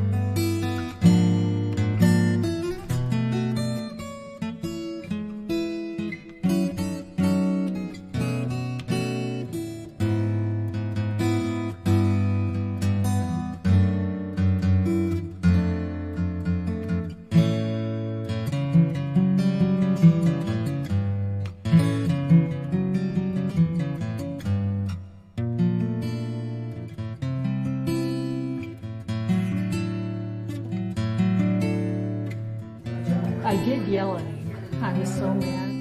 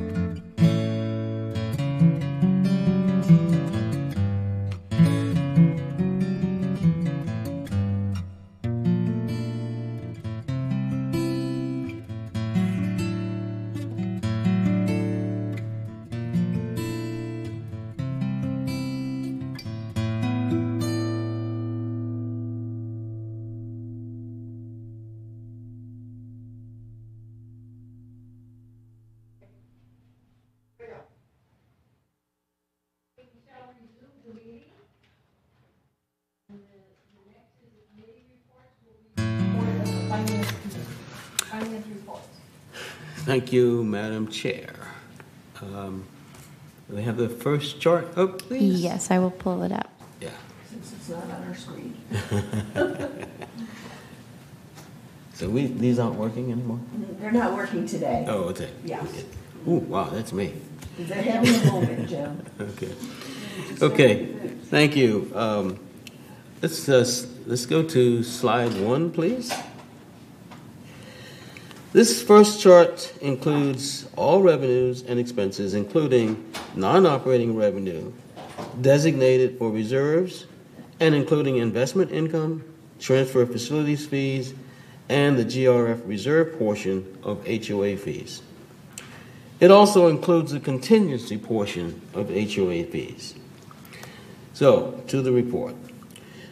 Through the reporting period of September 30th, 2022, GRF had net revenue of $2,649,000, based on total revenue of $35,669,000, and total expense of $33,020,000. The net revenue was better than budget by $825,000, with total expenses coming in at $1,885,000 better than anticipated. The favorable results in expenses were partially offset by lower revenues. These revenues are significantly impacted by the unrealized investment losses this year. And we'll talk about that a little later. Slide 2, please. The next chart displays the operating fund, which excludes depreciation and the non-operating revenues that I mentioned before. This report has direct impact on our HOA fees and shows a favorable variance of $1,607,000 through the reporting period, with expense better than budget by $1,890,000. Of course, this is offset by revenue worse than budget by $284,000. We'll go through those in a minute. Slide 3, please. Okay. This slide reflects the current market value of the GRF discretionary investment portfolio, with the original market value at the time of inception.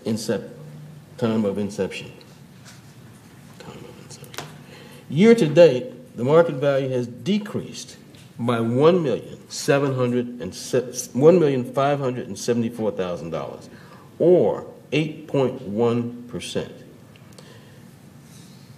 and $1,075,000, or 5.5% since inception, which was 2019. So slide 4, please. In slide 1, I mentioned the impact of the current year's unrealized investment losses. I'm sorry, this is really off. I'm off. Let's go back to slide 3. Okay.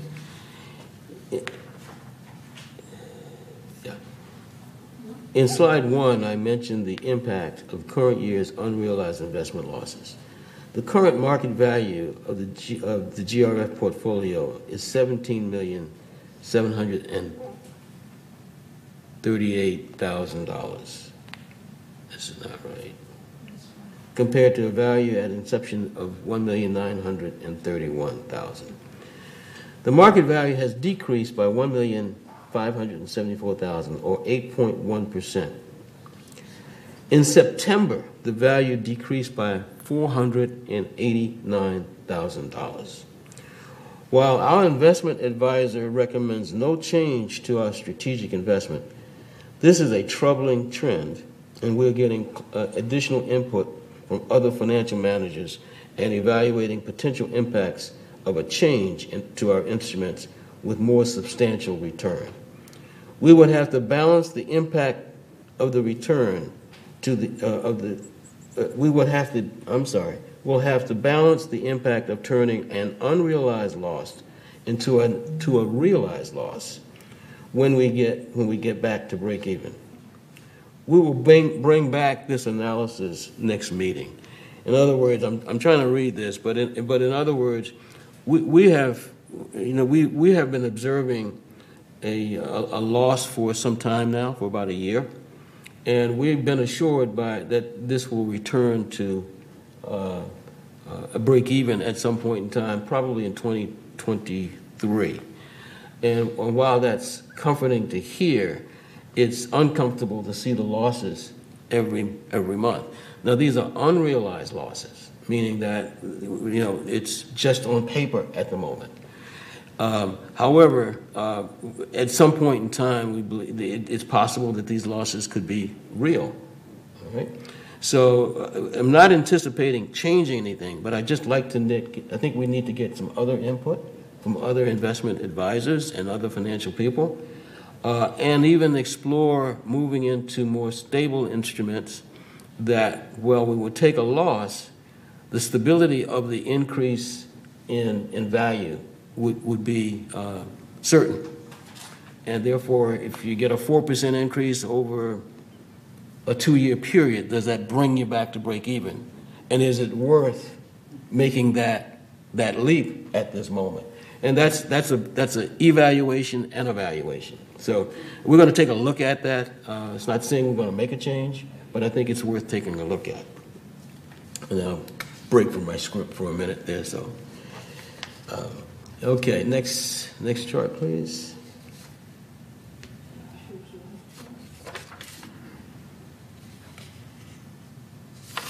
Here we go.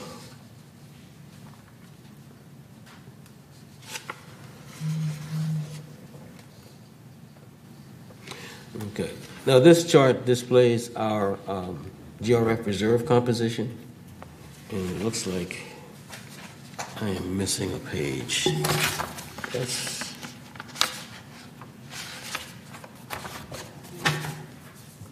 okay. Okay.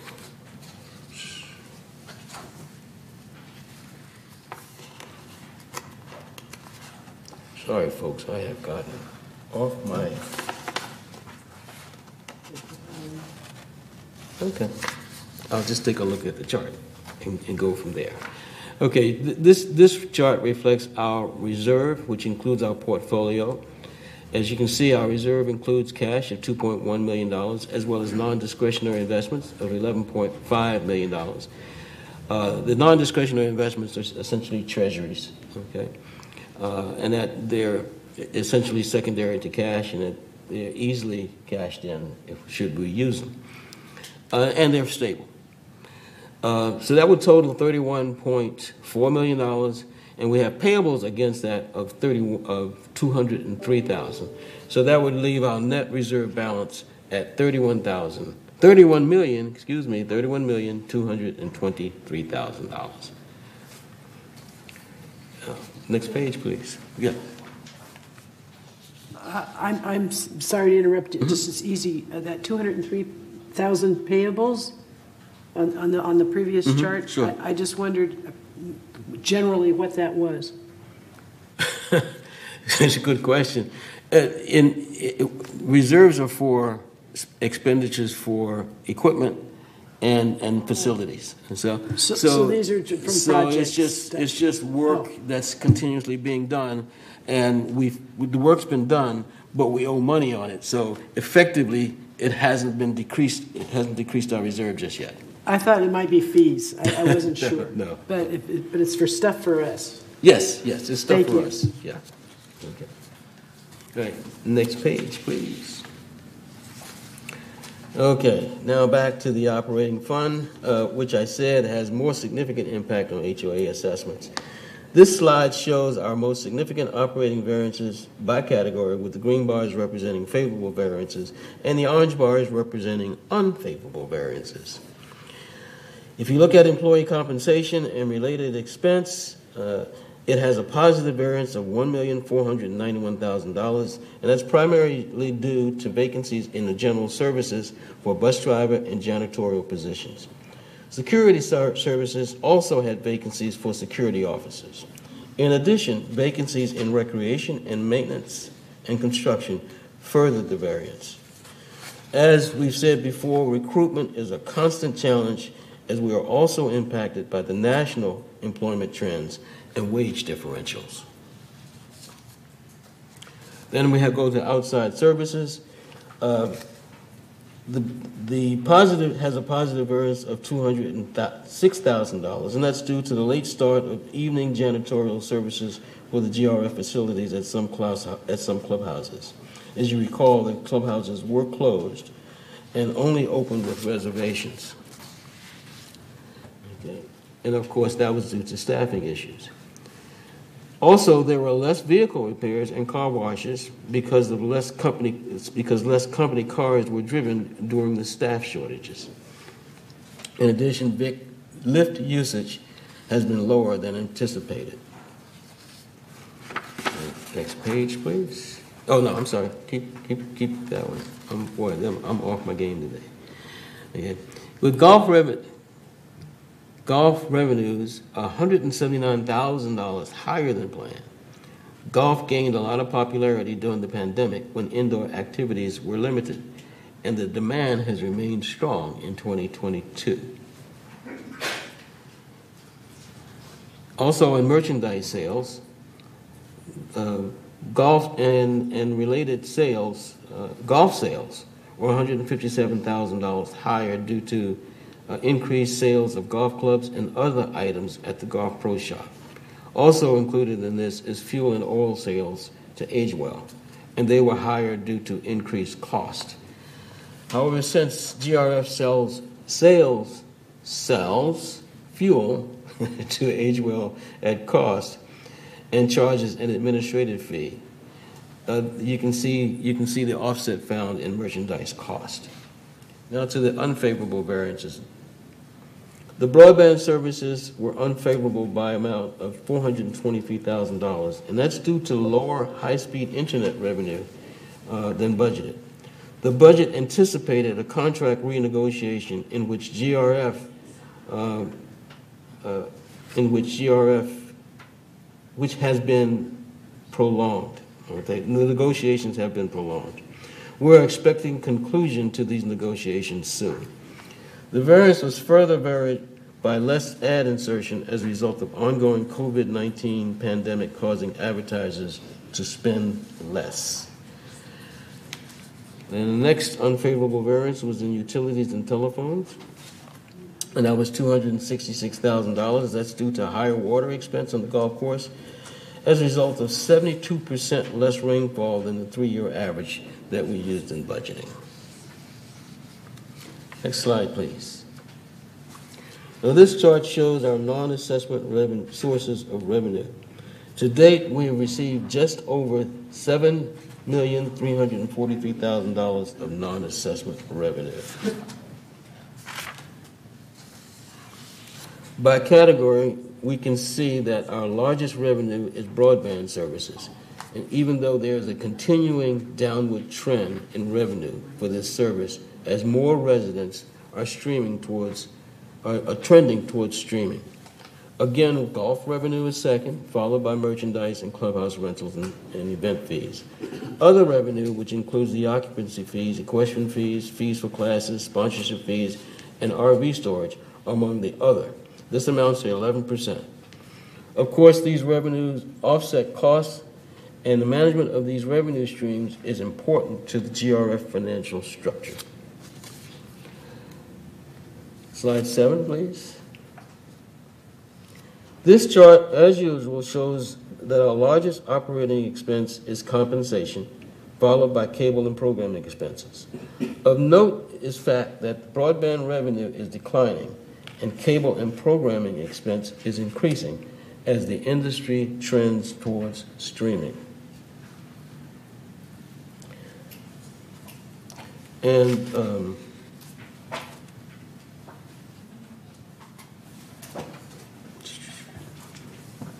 okay, of the $29.1 million, excluding depreciation, these two categories, that is compensation and cable, account for 71% of our operating costs. Utilities, fuel, insurance, professional, and legal and outside services make up the remaining 29%.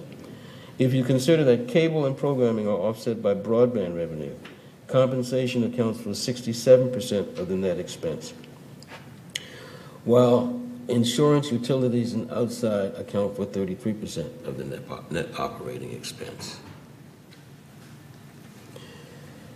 Next chart, please. Okay. This chart shows restricted funds adjusted for the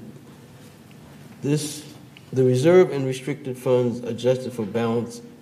Adjusted balances are shown here. Okay.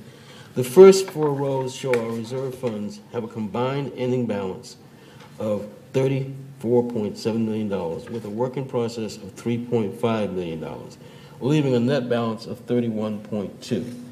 Included in this total are contributions received this year through assessments, trust facilities fees, and investment earnings.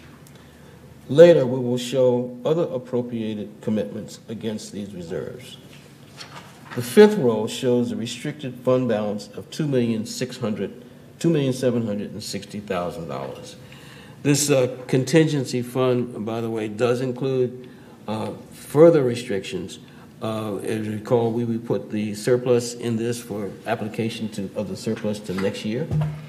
And also there's some obligations, ongoing obligations that are in the contingency fund, which leave that balance to be about $1 million, which is where we want it to be. Next page, please. Okay.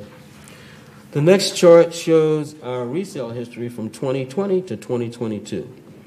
The community-wide sales totaled 732 sales through September 30th, 2022. The trend shows a sharp drop in sales this year. At least recently. Our resales mirror the rest of the country's as rates rise and home sales decline. Last month, we were about even with the prior year with 722 resales. 1 month later, we trailed by 30 last year. Note, the new transfer fee of $7,500 went into effect on March 31st. Next slide, please. The listing on this slide gives you an idea of where the reserve money is committed. Of the $15.5 million appropriated by the board that's outstanding, $10.8 million is a remaining encumbrance against those commitments. Slide 11, please. Now this shows our reserve balance, and it's been increasing over the last 4 years, all right, to the point where it is now at $31.2 million with encumbrances of about $11 million. And that concludes my report. Are there any questions? Sorry for the... Director Hopkins?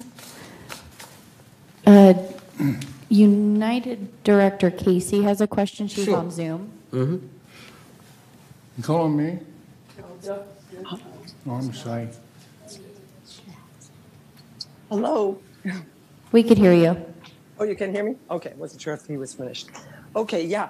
Well, I was just suggesting, I listened to your report on the investment, and I was wondering, wouldn't it be a good idea to have an ad hoc finance investment committee, you know, that would bring in some of the residents that have that kind of experience, you know, and have it, you know, a bigger group than United just has one now, and it's got 4 people, only 2 professionals, the other 2 are amateurs.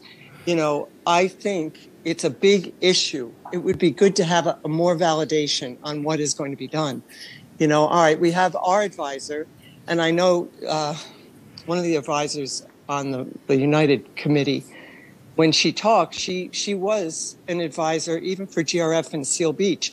So she knows about holding, you know, when times are bad. So it's just a good idea, I think, just to broaden our understanding of what's going on. That's my thing. Thanks. Thank you, Director Casey. It's a credible idea in my view. On the other hand, we are also soliciting other investment professionals in the market so we can get different views of the market. At the moment, I think that is probably a better look than having residents ad hoc who may or may not be in the current market and would have to study on what's going on before they even make any sort of decisions. I think we're at a point now where there's nothing certain other than perhaps Treasury bonds and something that secure, not either Treasuries or something more certain or as certain. So I don't know whether or not it makes sense to do an ad hoc right now, but we'll just keep it on the table before we make a decision. But I don't think an ad hoc would add to the mix at the moment. Well,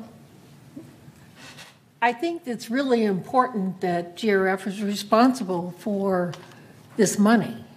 And based upon my experience in investments, it's very important that any kind of advice that we get are from certified financial counselors. Taking advice from a resident that hasn't been in the business or is just a day trader or not going along with our long-term investment idea is taking too big of a risk for our money. But keep in mind, Diane, that earlier today, Jim had mentioned that we are going to be looking at, getting some information from our financial advisor and being able to take a look that if this would even be an idea for us to look at. Thank you. Thanks, Madam Chair. And just to add to that, I did say this, that there are folks that would like to have access to our financial position. And so if you bring those people in and have them make suggestions. You're getting ideas from professionals at that point, whether you use them or not. And so that's the tack that we're going on right now.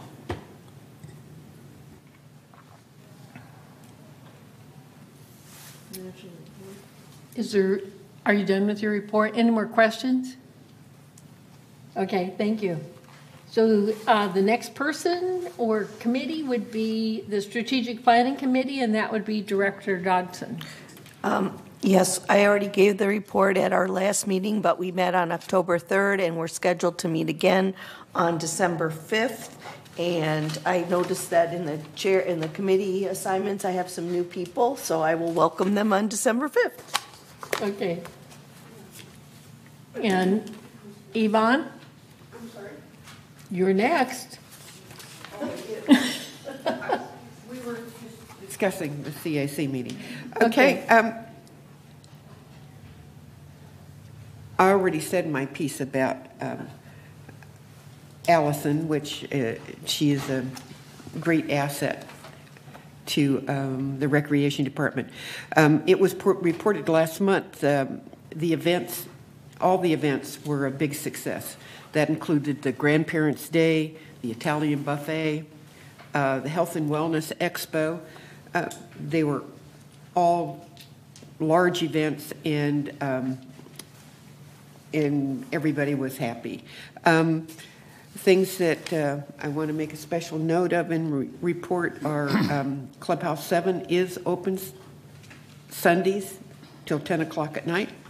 Clubhouse 5 is in full operation now. Clubhouse 1 is closed for the next 6 to 8 weeks for maintenance. Also, at the Equestrian Center, we have 2 new horses on trial for our lesson program. And Help the Herd has collected $20,000 for projects at the Equestrian Center. Yay. And also, I wanted to give a shout out to the 63 volunteers at the library for their achievement, which was greeting almost 30,000 people this year. And so that kind of concludes my report. And my next CAC meeting is November 10th here in the boardroom at 1:30. And if you don't have What's Up in the Village, please get it on your handheld. That'll tell you everything that's going on in the village currently. Thank you. Okay, the next is a report of the Landscape Committee. Director Skillman. Thank you, Madam Chair. Because we only meet quarterly, I don't have much of a report. We did meet September 14th. I reported on that last month.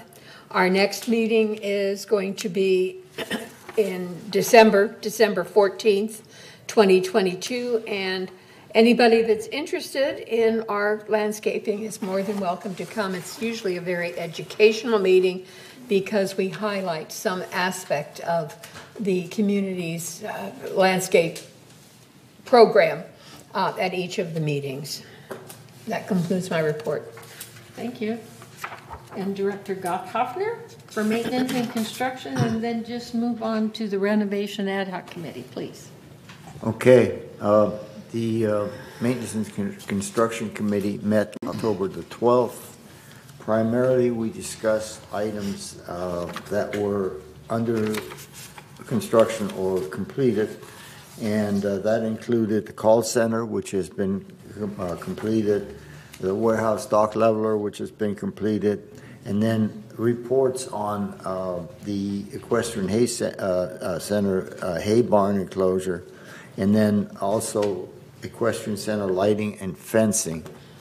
And that concluded that meeting. And we have recently, the ad hoc committee has not had an official meeting, but we've had a workshop meeting where we reviewed the initial inputs from 27 Diamonds, the consultant, the design consultant for that project. And I'll schedule a meeting of that as soon as reasonably possible. And our next M&C meeting is on December the 14th. And that's all I have on that. Thank you. December 14th? Yes. Okay. And so the clubhouse renovation, that's a to be determined, huh? I'm going to try to schedule a meeting in November, certainly. Okay. Well, I was at that workshop. Yeah. And I was really, really pleased, with how it turned out. And all the committee members were there. They selected colors, selected, room formations. They did a lot of work. We were there for 4 hours, at least 4 or 6 hours. So thank you. Okay, so the next one is report of the Media and Communications Committee. Director Millman. Thank you, Madam Chair.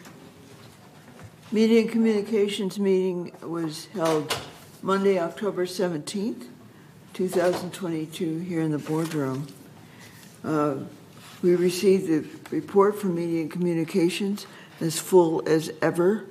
Very busy. Everybody's out there communicating, believe it or not. I want to note for you that Paul Ortiz received Employee Excellence Award for his outstanding job at the TV6, and well deserved.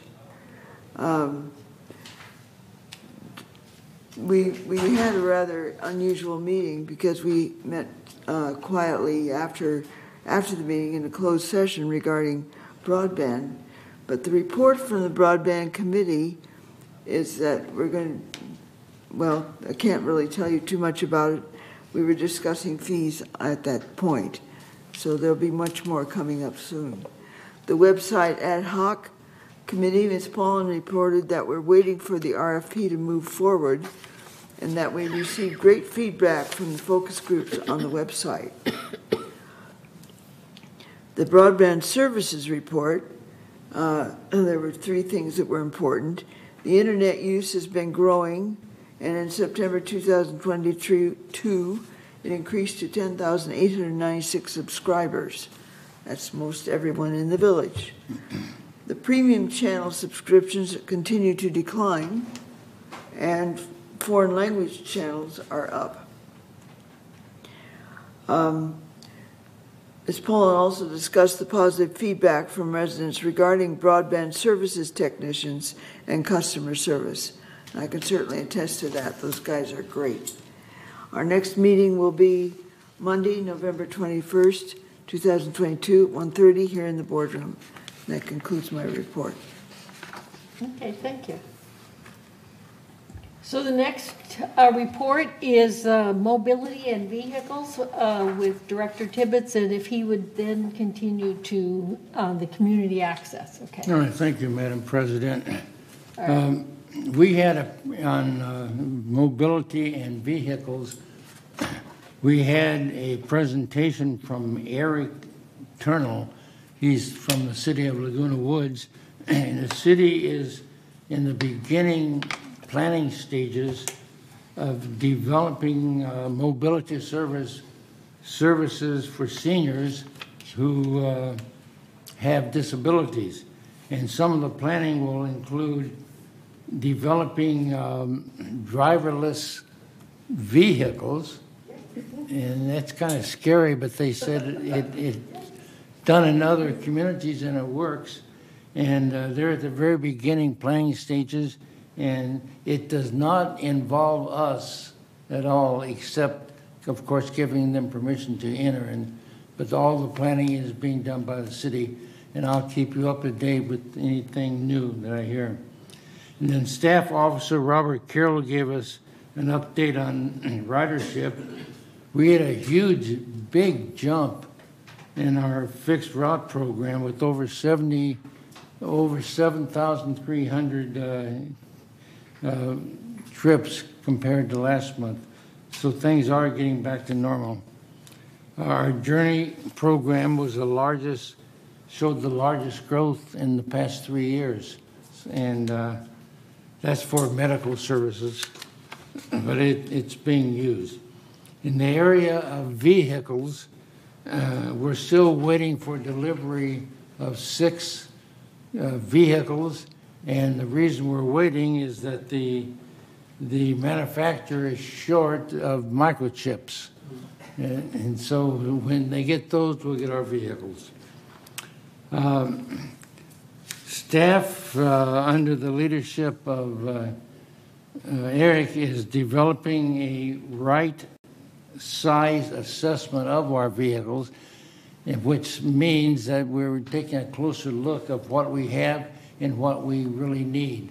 And it's estimated so far that next year it'll save us about $106,000. No, I'm sorry, $130,000 because of the more detailed planning. I'm looking forward to that one. And the committee approved and recommended to GRF the additional 4 vehicles and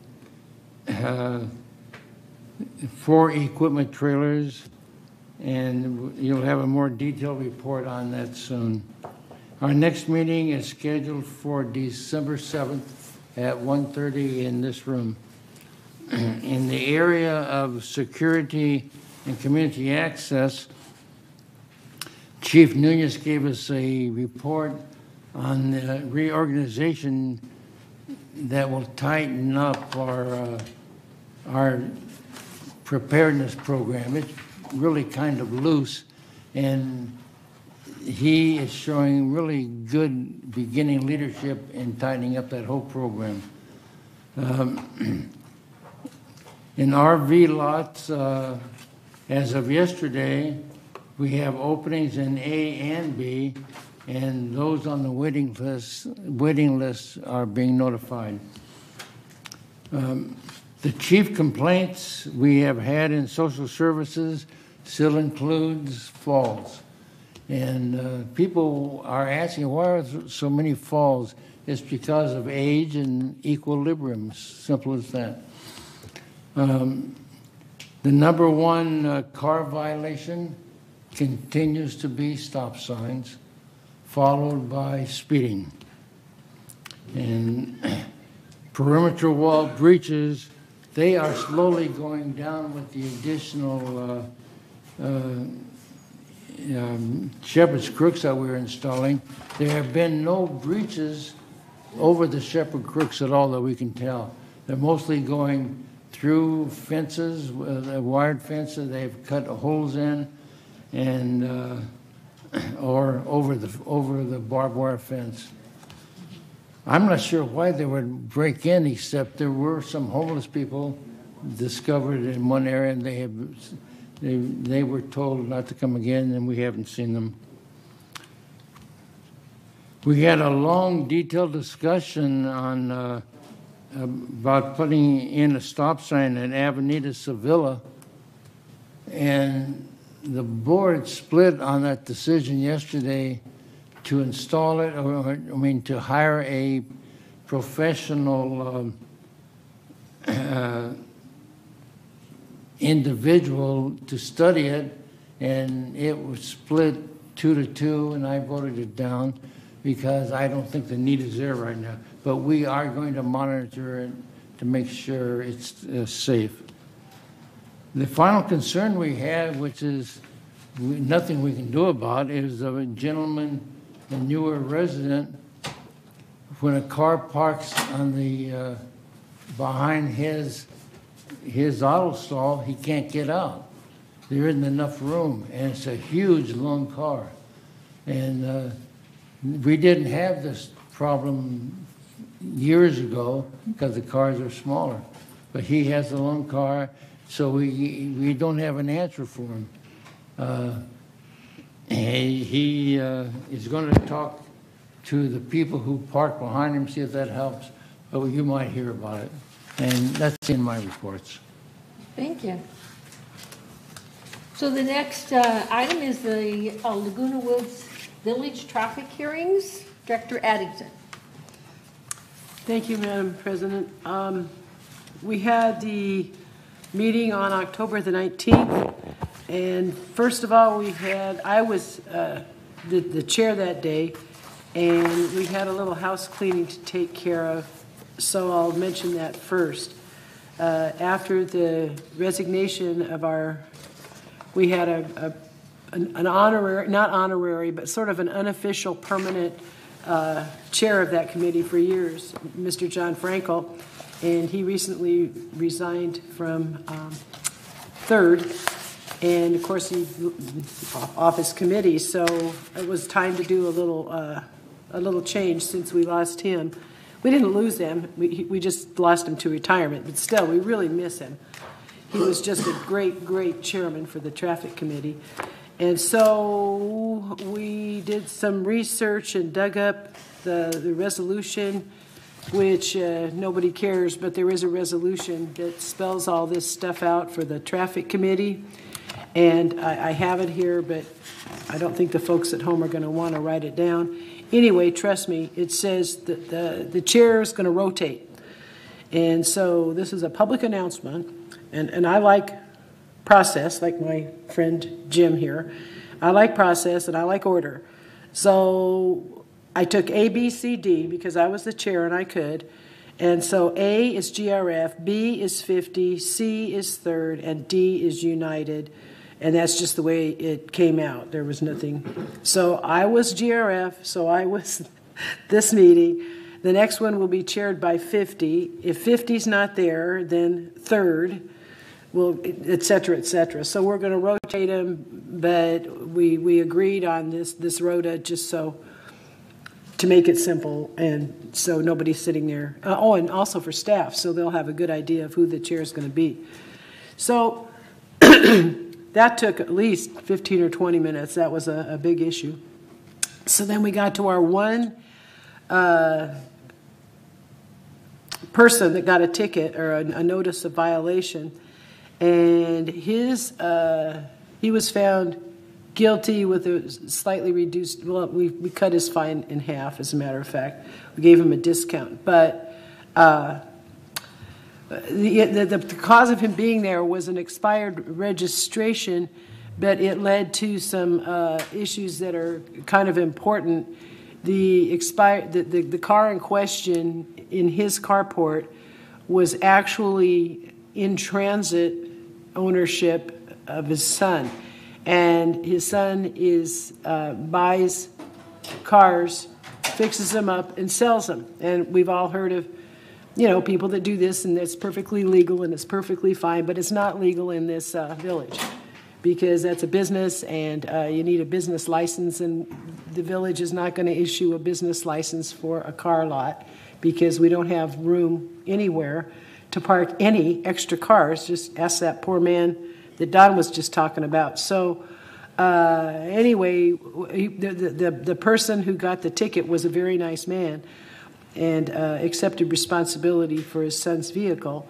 But the reason I'm going into any kind of this detail is really if you folks out there in TV land, if you know somebody that's doing this, you need to either talk to them to get them to stop doing it, or else call with your with your observations to security, because this is something that goes on periodically in the village, and it's just not appropriate for our village. I'll just say that. So, and it's not legal either. That was it. That's my report. More than usual. Sorry. Okay, thank you. So the next is the Compliance Ad Hoc Committee, which I am chair. And it was our first meeting, and the goal of that committee is to review all the resolutions and educate. We had a overview, basically, by Francis as to what the current process is. But I think the highlight of that is we are discussing, we're not forming yet, Shimon, we are discussing, having an GRF executive hearing board. And what we did request from compliance is that we have a report especially for our closed meeting, as all the disciplinary cases that are open. And this is the same process that United and Third have. But we're just asking that we would be aware of all of the cases so that we would be able to follow up and discuss further, having our own executive hearing committee. So thank you.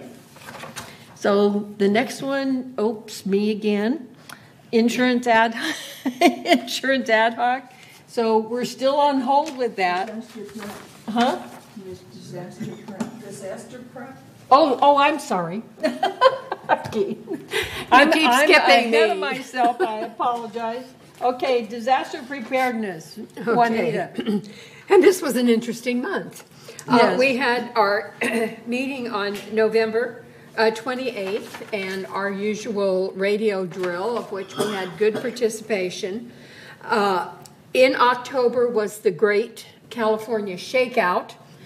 This time we did not involve the Good Neighbor captains, but it was done with the radio drills, etc., just to make sure the infrastructure was in place there, since we have new people with Chief Nunes and our new disaster coordinator, Mr. Green. And so that all worked out really well. The radio drills are with the radio club, and they are so great. They really are a big asset to this community. So our next meeting will be, you know what, I'm not sure.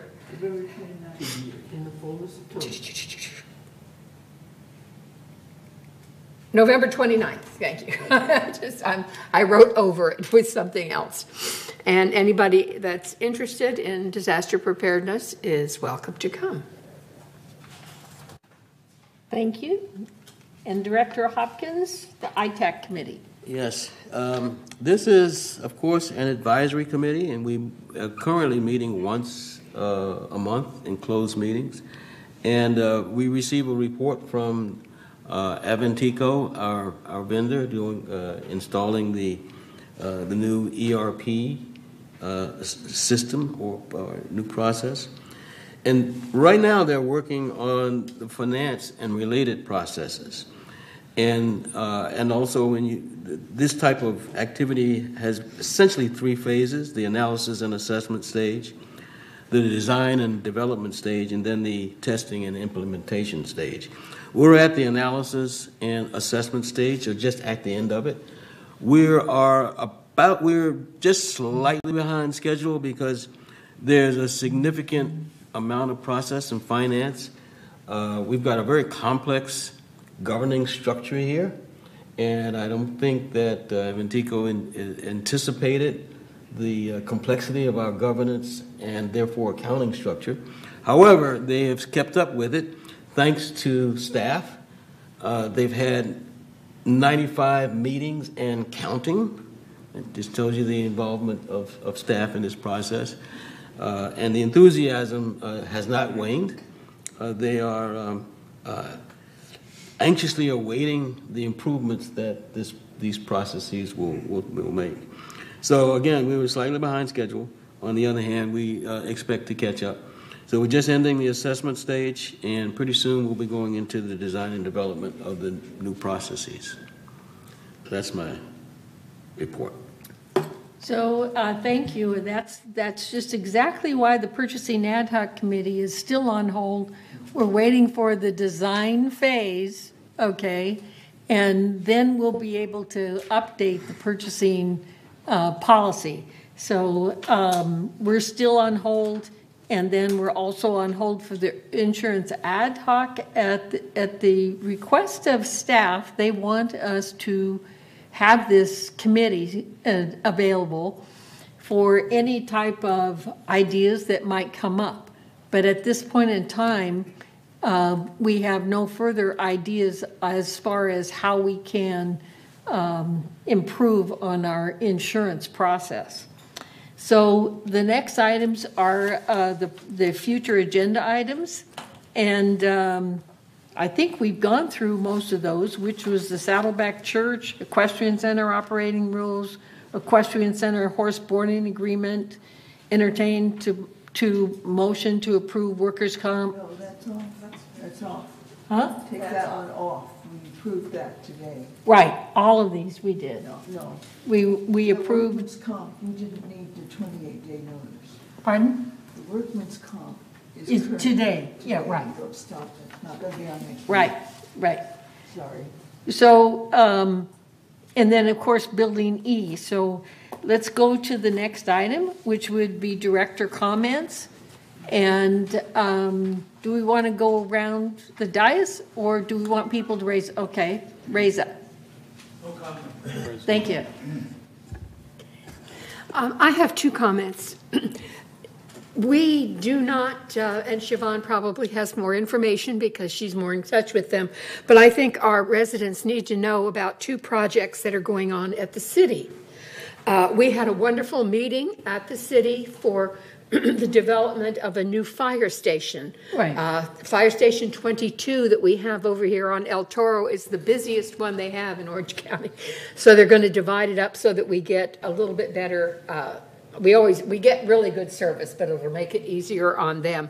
So they have a location off of Moulton, just almost across from the tennis or the pickleball courts on the other side of the road that is under development and under consideration, I guess I should say. Nothing has finished yet.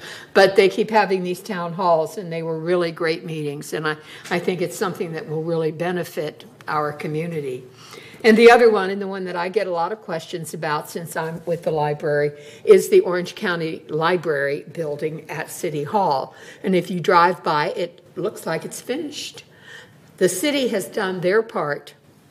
The building is primarily finished, but it's the Orange County Library who has all of the interior, not only the books, but the furniture, the computers, everything that goes inside the building is not through the city.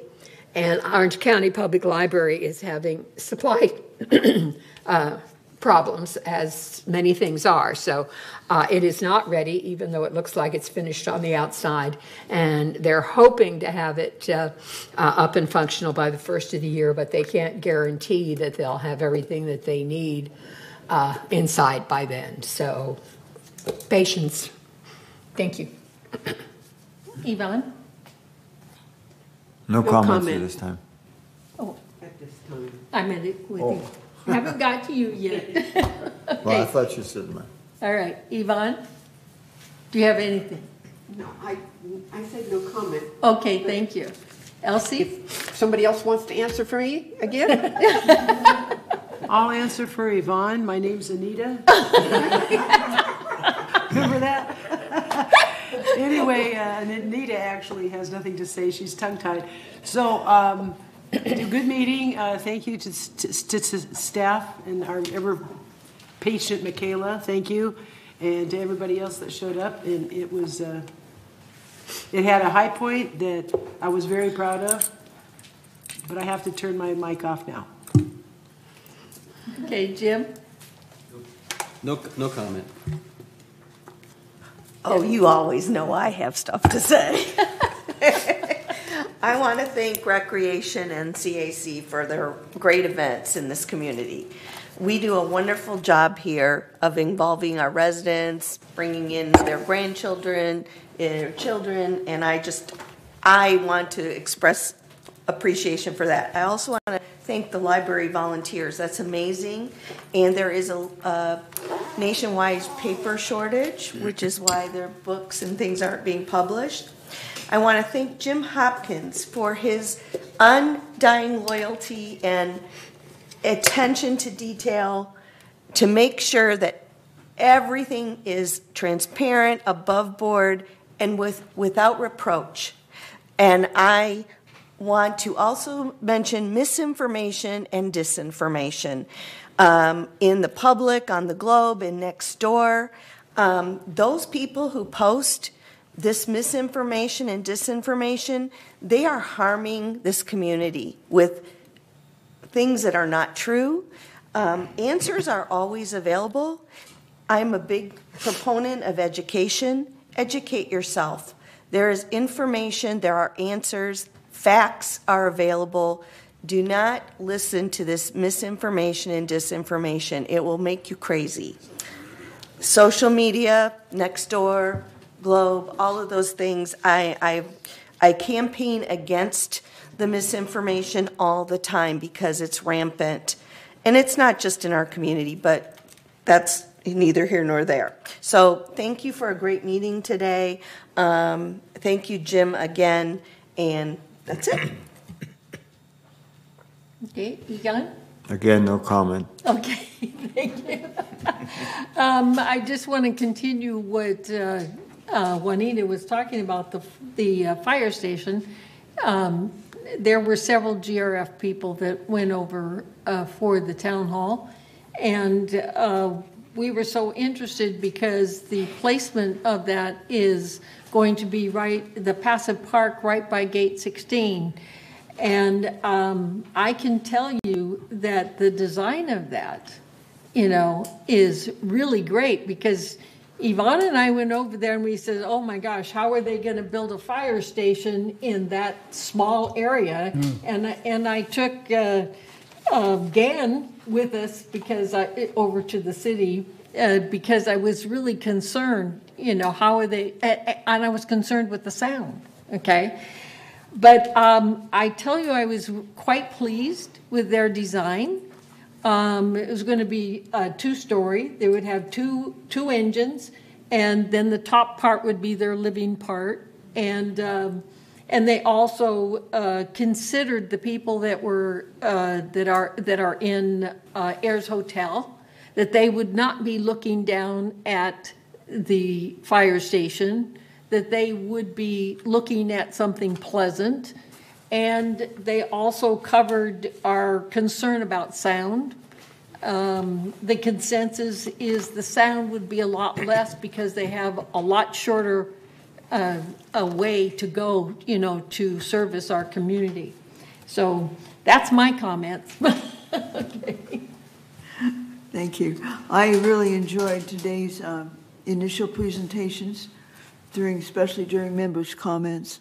I thought they were very courageous, yes. And it's about time. I hope it had some effect. Anyway, I enjoyed the meeting, and it's always a pleasure to be with all of you and get things done here. Thank you. Is it my turn? I think Bunny, you forgot to tell that we also went and visited the Bluff area, Clubhouse 7 area. The Picket Plot Club is trying to have a big area for 24 courts so that they can have some international competition and stuff like that, and that will give us a source of income. So they are considering that, and we suggested that you prepare a proposal and submit to us, then we will consider what we can do about it. That is about it. Thank you. Thank you. And I got a cold. Okay. I have no comment. All right. Yes, you have a comment? Diane Casey has a comment. Okay. I'll pull her in. Okay. Hello. I just wanted to say congratulations. I got the email today. 3 more years. Thank you. I don't know if that's a thank you yet. I appreciate it. You're welcome. Thank you. All right. Any more comments? No, that's it. Okay, if there's no more comments, we will recess, have our lunch, and then adjourn for the closed meeting. Recess to the closed meeting. What time would you like to start closed session? We had a gentleman come in who specifically came to come to the meeting. I don't know if he has. Are you asking me if we should ask him why he's here? Yeah. Okay. Shall we ask him why? Would you ask?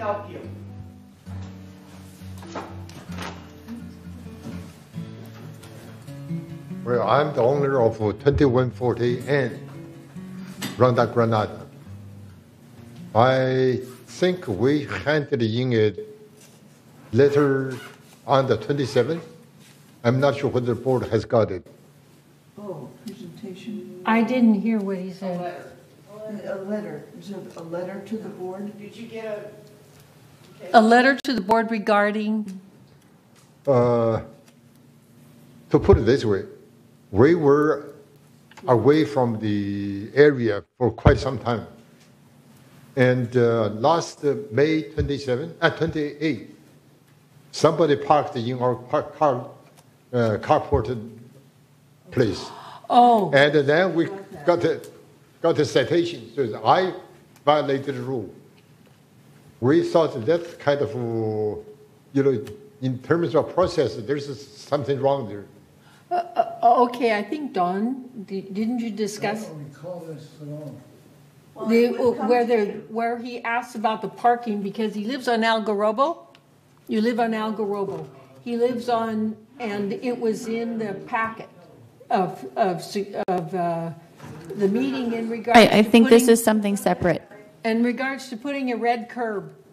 No, this is different. Somebody used his parking. Ticket when somebody used his parking space. He got violation because. Oh, is that what he said? Oh, okay. Okay, I got it mixed The up. citation means I was supposed to pay $25 fine. And of course, we look at it, we feel kind of funny, because we were not here. How would we be violating any rules?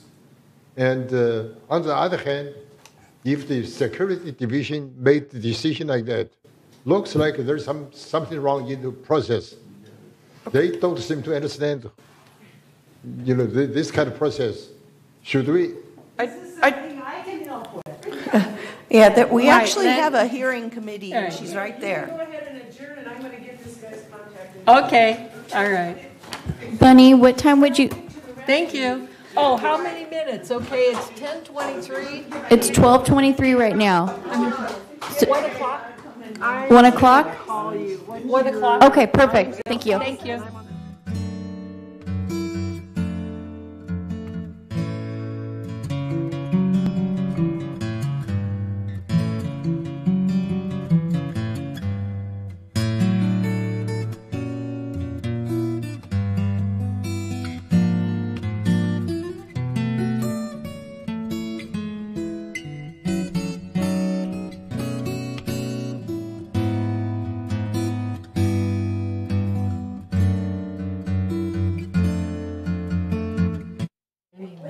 Sorry, I didn't write it good. Different words, And,